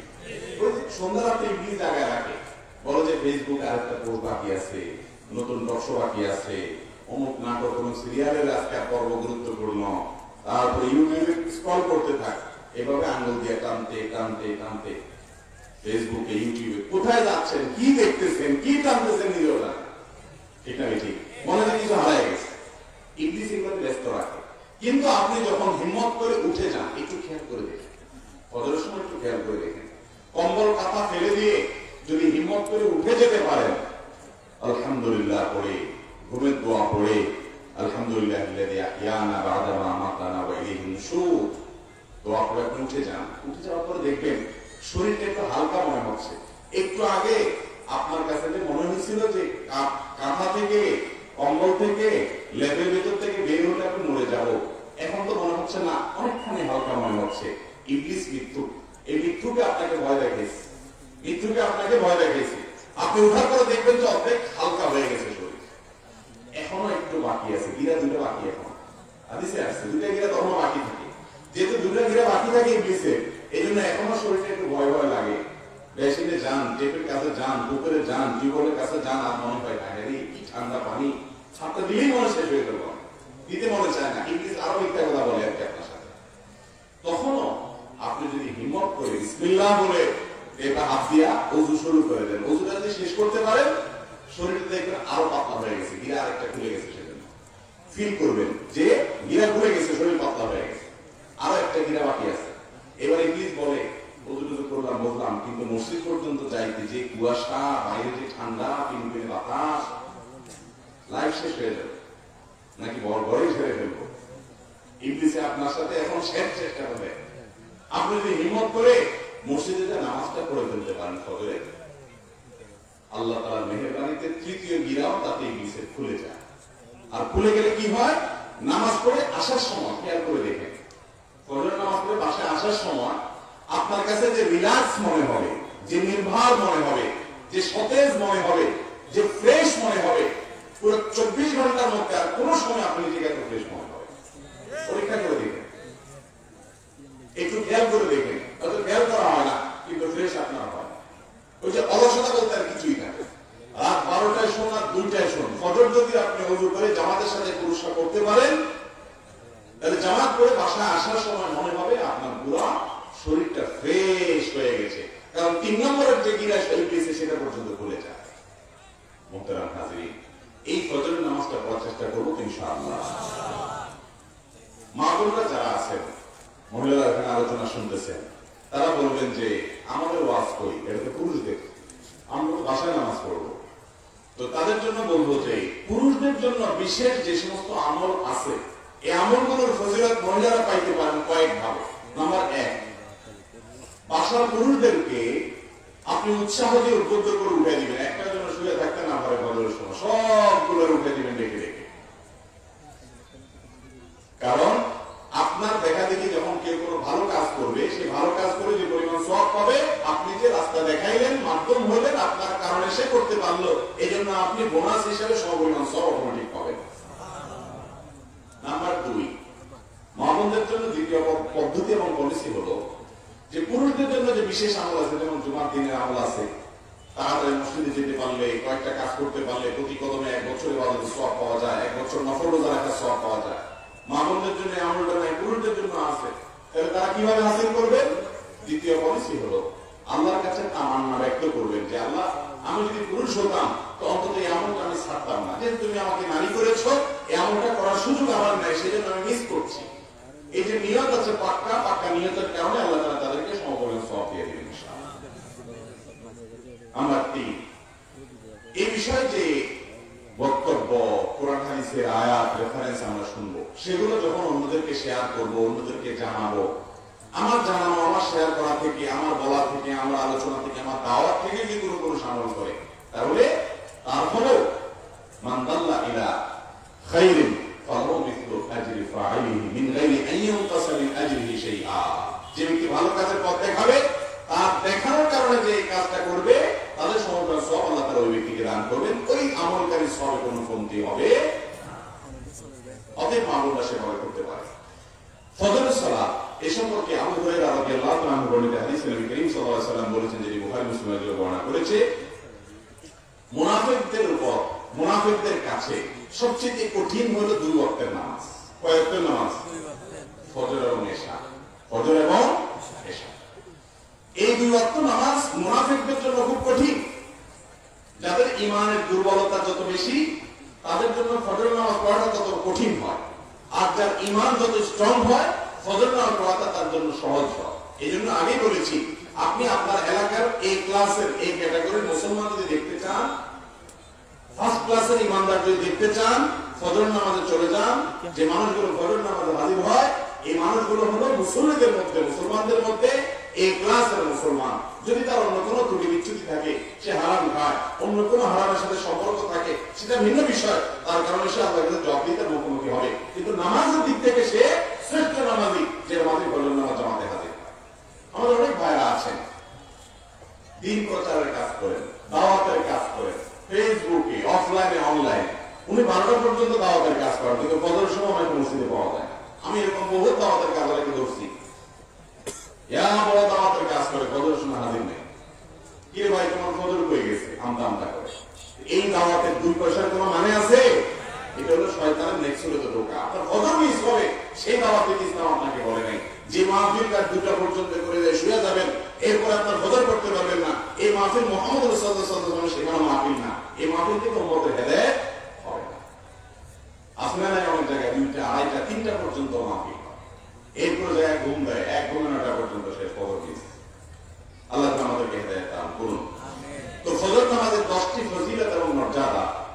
এই প্রথমটি হলো যে ফজর নামাজ পড়তে পারাটা ঈমানদারের আলামত। কার আলামত? মজবুত ঈমানের আলামত, শুধু সাধারণ ঈমানদার না। কারণ হাদিসে আসছে ফজর নামাজ এটা মুনাফিকের জন্য খুব কঠিন হয়, এশাও তার জন্য কঠিন হয়। যদি ঈমানদাররা জানতো, মানুষরা যদি জানতো যে ফজর নামাজে আর এশা নামাজে কি ফজিলত, কি মর্যাদা আছে, লাতাহুমা ওয়ালাউ আবওয়ান, তাহলে হামাগুড়ি দিয়ে হলেও তারা ফজর নামাজে হাজির হতে, কেউ তাদেরকে দূরে রাখতে পারত না। নবী করিম সাল্লাল্লাহু আলাইহি ওয়াসাল্লাম বলেছেন এই হাদিসের শেষাংশে এসে, আমার মনে চায় ফজর নামাজের পরে আমি যুবকদেরকে বা মুয়াজ্জিনকে বলি যে সে আযান দিবে, তারপর ইকামত দিবে, এরপরে আমি আগুন জ্বালাবো এবং দেখবো কারা নামাজে আসে নাই ফজরে। যারা ফজরে আসে নাই, শুয়ে রয়েছে, তাদের বাড়ি, তাদের ঘর, এগুলো আমার মনে চায় যে আগুনে জ্বালাই দিই। তিনি আগুনে জ্বালান নাই, জাস্ট বুঝাইতে চাইছেন যে ফজর নামাজে উপস্থিত না হয়ে ওই টাইমে ঘুমায় থাকা বা বাসায় ঘুমায় পুরুষ মানুষ হয়ে নামাজ পড়া, এটা এরকম অপরাধ যে অপরাধের কারণে আগুনে পোড়ানো, আগুনে শাস্তি দেওয়ার মতো অপরাধ নবী সাল্লাল্লাহু আলাইহি ওয়াসাল্লাম দেন নাই, দিতে বলেন নাই, শুধু বোঝার জন্য বলেছে। তাহলে হাদিস থেকে বোঝা গেল ফজরের নামাজটা বিশেষ করে এটা ঈমানদার, পাক্কা ঈমানদারের আলামত। আর ফজর পড়তে আপনার কষ্ট হয়, তাহলে আপনি নিজের সম্পর্কে নিজে মেপে নেন যে আপনার ভিতরে মুনাফিকি আছে, কপটতা আছে, ঈমানের দুর্বলতা আছে, তার কারণে ফজর আপনি পড়তে পারবেন না। আল্লাহ তাআলা আমাদের ঈমানকে মজবুত করার তৌফিক দান করুন। নাম্বার 2, ফজর নামাজের দ্বিতীয় ফজিলত হলো যে এই নামাজটা যদি কেউ জামাতের সাথে পুরুষরা পড়তে পারেন, মা বোনরা ওয়াক্ত মতো বাসায় পড়তে পারেন, তো এই ব্যক্তি আল্লাহর জিম্মায় চলে যায়। আল্লাহ তাআলা তার সারাদিনের জন্য ইন্স্যুরেন্সের জিম্মাদার আল্লাহ তাআলা হয়ে যান, আল্লাহ তাআলা জিম্মাদারিতে চলে যায়। তার কোনো আকস্মিক বিপদ থেকে আল্লাহ তাকে হেফাজত করেন। এই সম্পর্কে সহিহ মুসলিম হাদিসে আছে, নবী সাল্লাল্লাহু আলাইহি ওয়াসাল্লাম বলেছেন, মান সাল্লাল ফজরা মান সাল্লাস সুবহা ফাহুয়া ফি জিম্মাতিল্লাহ। যে ব্যক্তি সকালে নামাজের পর ফজর নামাজ পড়বে, সে ব্যক্তি আল্লাহর জিম্মায় চলে যায়, আল্লাহ তাআলা তার জিম্মাদার হয়ে যান। নাম্বার 3, ফজর নামাজের তৃতীয় ফজিলত হলো যে ব্যক্তি ফজর নামাজে হাজির হয়, এই ব্যক্তির জন্য স্বয়ং আল্লাহ রাব্বুল আলামিনের ফেরেশতারা আল্লাহর কাছে নেককার হিসাবে, আমলদার হিসাবে, মুত্তাকি হিসাবে, পরহেজগার হিসাবে, খাঁটি ইমানদার হিসাবে ফেরেশতারা গিয়ে আল্লাহর কাছে সাক্ষ্য দেয়। ফেরেশতাদের সাক্ষ্য পাওয়া যায়। এই সম্পর্কে বুখারী মুসলিম একটি বর্ণনা করেছে যে নবী করিম সাল্লাল্লাহু আলাইহি ওয়াসাল্লাম বলেছেন, ইয়াতাআকালুনা ফীকুম মালায়েকাতুন বিল-লাইল ওয়া মালায়েকাতুন বিন-নাহার। তোমাদের কাছে, জমিনবাসীর কাছে, দুনিয়াবাসীর কাছে আসমান থেকে কিছু ফেরেশতা আসেন দিনের দায়িত্ব পালনের জন্য, কিছু ফেরেশতা আসেন সন্ধ্যার সময় রাতের দায়িত্ব পালন করার জন্য। ওয়ায়াতামিউনা ফি সালাতিল ফজর, আর তারা সকালের সময়টাতে একত্রিত হয়। যারা রাতে বান্দার আমলের দায়িত্ব এবং আল্লাহ তাআলা দেওয়া বিভিন্ন দায়িত্ব পালন করে ফেরেশতারা যারা আকাশে উঠে যান, তারা ফজরের সময় রাতের ডিউটি শেষে উঠে যান, আর দিনের ডিউটি পালন করতে আসারা তারা এই টাইমে নামেন। তো এই টাইমে তারা মুখোমুখি হয়, দেখা দেখি হয়, এবং একই সময় আসরের সময় আবার তাদের দেখা দেখি হয়, অর্থাৎ দিন শেষে। যারা রাতে তোমাদের মাঝে ফেরেশতারা দায়িত্ব পালন করতে ছিলেন, তারা যাওয়ার পর তাদেরকে তাদের রব জিজ্ঞেস করে, আল্লাহ জিজ্ঞাসা করে, আল্লাহ জিজ্ঞেস করে সবকিছু জানেন, তারপরে তুমি জিজ্ঞাসা করেন তাদেরকে সাক্ষী করার জন্য। এই তারা আমার ফেরেশতারা, তোমরা যারা রাত বান্দার আমল দেখেছো, তোমরা আমার বান্দাকে কি অবস্থায় রেখে এসেছো? তখন তারা বলে, তারা যে বলে, আল্লাহ আমরা আপনার বান্দাদেরকে রেখে আসছি এমন অবস্থায় যে তারা মসজিদে পুরুষরা জামাতের সাথে, মহিলারা বাসায় অক্ষমত যায় নামাজে তারা নামাজ আদায় করছে, ইবাদত অবস্থায় রেখে আসছে। আবার যখন এসেছে আসরের সময় বিকেলে, তখন তারা নামাজ পড়ছে। এই জন্য ফজর এবং আসরের গুরুত্ব আবার বিশেষ তাৎপর্য রাখে, বিশেষ গুরুত্ব রাখে। এদিক থেকে বোঝা গেল যে ব্যক্তি ফজরের জামাতে হাজির হয়, এই ব্যক্তি নেককার, মুসল্লি, আমলদার, নামাজি, এই কথা সাক্ষ্য স্বয়ং ফেরেশতারা আল্লাহর কাছে দিতে থাকে। নাম্বার 4, যে ব্যক্তি ফজর নামাজ নিয়মিত পড়ে, জামাতের সাথে আদায় করে, পুরুষ মহিলারা বাসায় অক্ষমত আদায় করেন, তাদের জন্য আল্লাহ রাব্বুল আলামিন সারা রাত জেগে ইবাদতের সওয়াব আমলনামে লিখে দেন। রাতভর ঘুমাইছেন আপনি, শুধু এশাটা পড়ে ঘুমাইছেন জামাতের সাথে, আর ফজরটা জামাতের সাথে পড়ছেন, এই দুইটা কাজ করার কারণে সারা রাত জেগে ইবাদতের সওয়াব আপনার আমলনামে লেখা হবে। নবী করিম সাল্লাল্লাহু আলাইহি ওয়াসাল্লাম উসমান ইবনে আফফান রাদিয়াল্লাহু আনহু হাদিসে বলেছেন, এটিও মুসলিমে বর্ণিত হয়েছে, যে মান সাল্লাল ইশা ফি জামাআহ, যে ব্যক্তি ইশার নামাজ জামাতের সাথে পড়লো, ফাকান্নামা কামা নিসফাল লাইল, কেমন যেন সে রাতের অর্ধেক দাঁড়িয়ে ইবাদত করলো, তাহাজ্জুদ করলো। ওমান সাল্লা সুবহা ফি জামাআহ ফাকান্নামা সাল্লাল লাইলা কুল্লাহ, আর যে ব্যক্তি ফজর নামাজ জামাতের সাথে পড়লো, কেমন যেন সে সারা রাত জেগে দাঁড়িয়ে তাহাজ্জুদ নামাজ পড়লো, সেরকম সওয়াব তার আমলনামায় থাকে। অটোমেটিক সওয়াব আপনি ফজরটা জামাতের সাথে পড়তে পারবেন। নাম্বার 5, ফজর নামাজ জামাতের সাথে আদায়কারী ব্যক্তির জন্য কিয়ামতের দিন আল্লাহ রাব্বুল আলামিন বিশেষ নূরের ব্যবস্থা করবেন। ভাই, যেদিন চতুর্দিকে শুধু ঘুটঘুটে অন্ধকার থাকবে, যেদিন কেউ কারোর থাকবে না, লা ইয়াজি নাফসুন আন নাফসিন শাইআ, সেদিন কেউ কারোর উপকারে আসবে না। এই কঠিন দিনে চতুর্দিকে ঘুটঘুটে অন্ধকার থাকবে কিয়ামতে। এক হাদিসে আসছে, আপনারা জানেন যে মাথার খুব কাছাকাছি সূর্য অবস্থান করবে, সেটা কি আমাদের একটা অবস্থা। আরেকটা অবস্থা হবে যে জুলুমাত, বহুমুখী অন্ধকার থাকবে। এই অন্ধকারের সময়টাতে কিছু কিছু আমল আছে, এই আমলগুলো আলোর কাজ দিবে। তার মধ্যে একটা হলো জুমার দিন সূরা কাফ, এটা আলোর কাজ দিবে। আরেকটা আমল হলো এই ফজর নামাজ জামাতের সাথে যারা পড়বে, এদের জন্য এটা আলোর কাজ দিবে। এই সম্পর্কে নবী করিম সাল্লাল্লাহু আলাইহি ওয়াসাল্লামের হাদিস বর্ণিত হয়েছে আবু দাউদ এবং তিরমিজিতে। তিনি ইরশাদ করেছেন, বাশশিরিল মাশাঈনা ফি যুলামি ইলাল মাসাজিদ, তুমি সুসংবাদ দিয়ে দাও ওই মানুষগুলোকে, যে মানুষগুলো ভোরের অন্ধকারে হেঁটে হেঁটে মসজিদে চলে যায়, সাপ আছে কিনা, কুকুর ডিস্টার্ব করে কিনা, বিপদ হয় কিনা, কুয়াশা ঠান্ডায় লাগে কিনা, বাতাসে কষ্ট হয় কিনা, আরামের ঘুম ছেড়ে দিয়ে শয়তানের গিরা উন্মুক্ত করে খুলে দিয়ে হিম্মত করে ইমানি সাহস নিয়ে যে ব্যক্তি হাঁটতে হাঁটতে সকালের অন্ধকারকে এড়িয়ে মসজিদে চলে যায় ফজর নামাজে, তাকে তুমি সুসংবাদ দাও বিন্নুরিত তাম্মি ইয়াউমুল কিয়ামা, কিয়ামতের দিন আল্লাহ তাআলা তাকে যে আলো দিবেন, সে আলোটা কোনো ছোটখাটো আলো হবে না, পূর্ণাঙ্গ ঝকঝকে আলো তার জন্য আল্লাহ তাআলা ব্যবস্থা করবেন।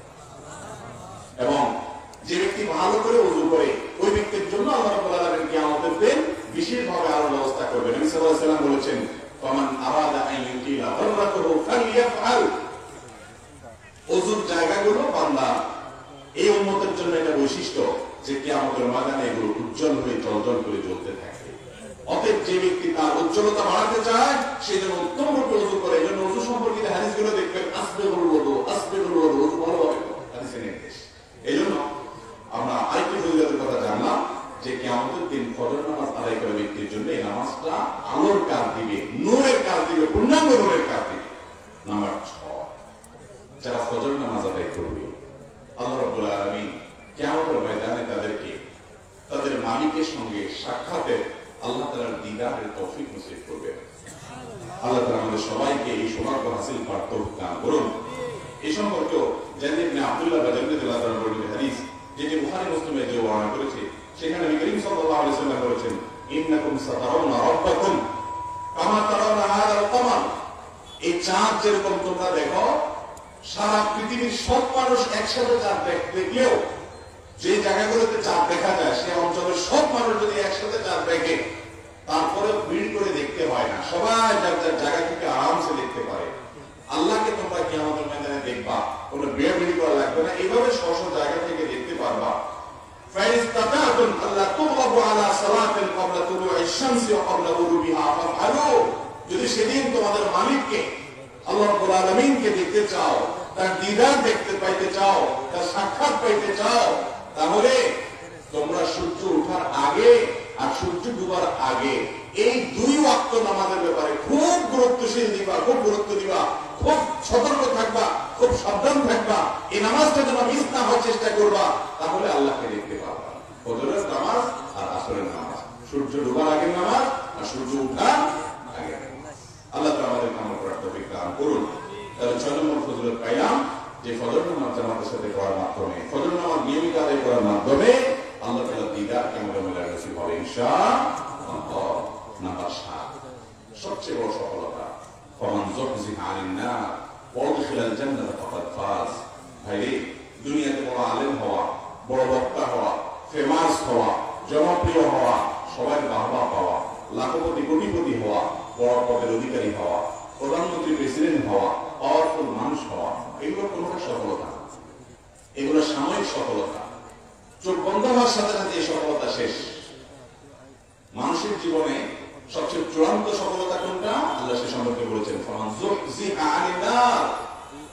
যে ব্যক্তিকে কিয়ামতের দিন আল্লাহর ফেরেশতা ঘোষণা দিয়ে পরওয়ানা শোনাবেন যে তোমাকে জাহান্নাম থেকে অমুকের ছেলে অমুক, তোমাকে জাহান্নাম থেকে মুক্ত ঘোষণা করা হলো, তোমার জান্নাতে এন্ট্রান্সের ঘোষণা দেওয়া হলো, ফাকাদ ফাজ। এই ব্যক্তি সফল হয়ে গেল, আর কোন ব্যর্থতা তাকে জীবনে স্পর্শ করবে না। এই সৌভাগ্য সুযোগটা হবে ফজর নামাজ আদায়কারী ব্যক্তির উপরে। ভাইরে, ফজর নামাজের সময় শুয়ে থাকেন, মুসলমানের সন্তান, নিজেকে মুসলমান দাবি করেন, জাহান্নাম থেকে মুক্তির আশা করেন, আল্লাহর কসম, ফজর নামাজ না পড়ে জাহান্নাম থেকে মুক্তি সম্ভব না। নাজাত যদি পাইতে চান, ফজর আপনাকে পড়তে হবে। এই সম্পর্কে নবী করিম সাল্লাল্লাহু আলাইহি ওয়াসাল্লাম হাদিস সহিহ মুসলিম বর্ণিত হয়েছে, তিনি বলেছেন, লান ইয়ালিজান নার আহাদুন সাল্লা ক্বাবলা তুলু'আশ শামসি ওয়া ক্বাবলা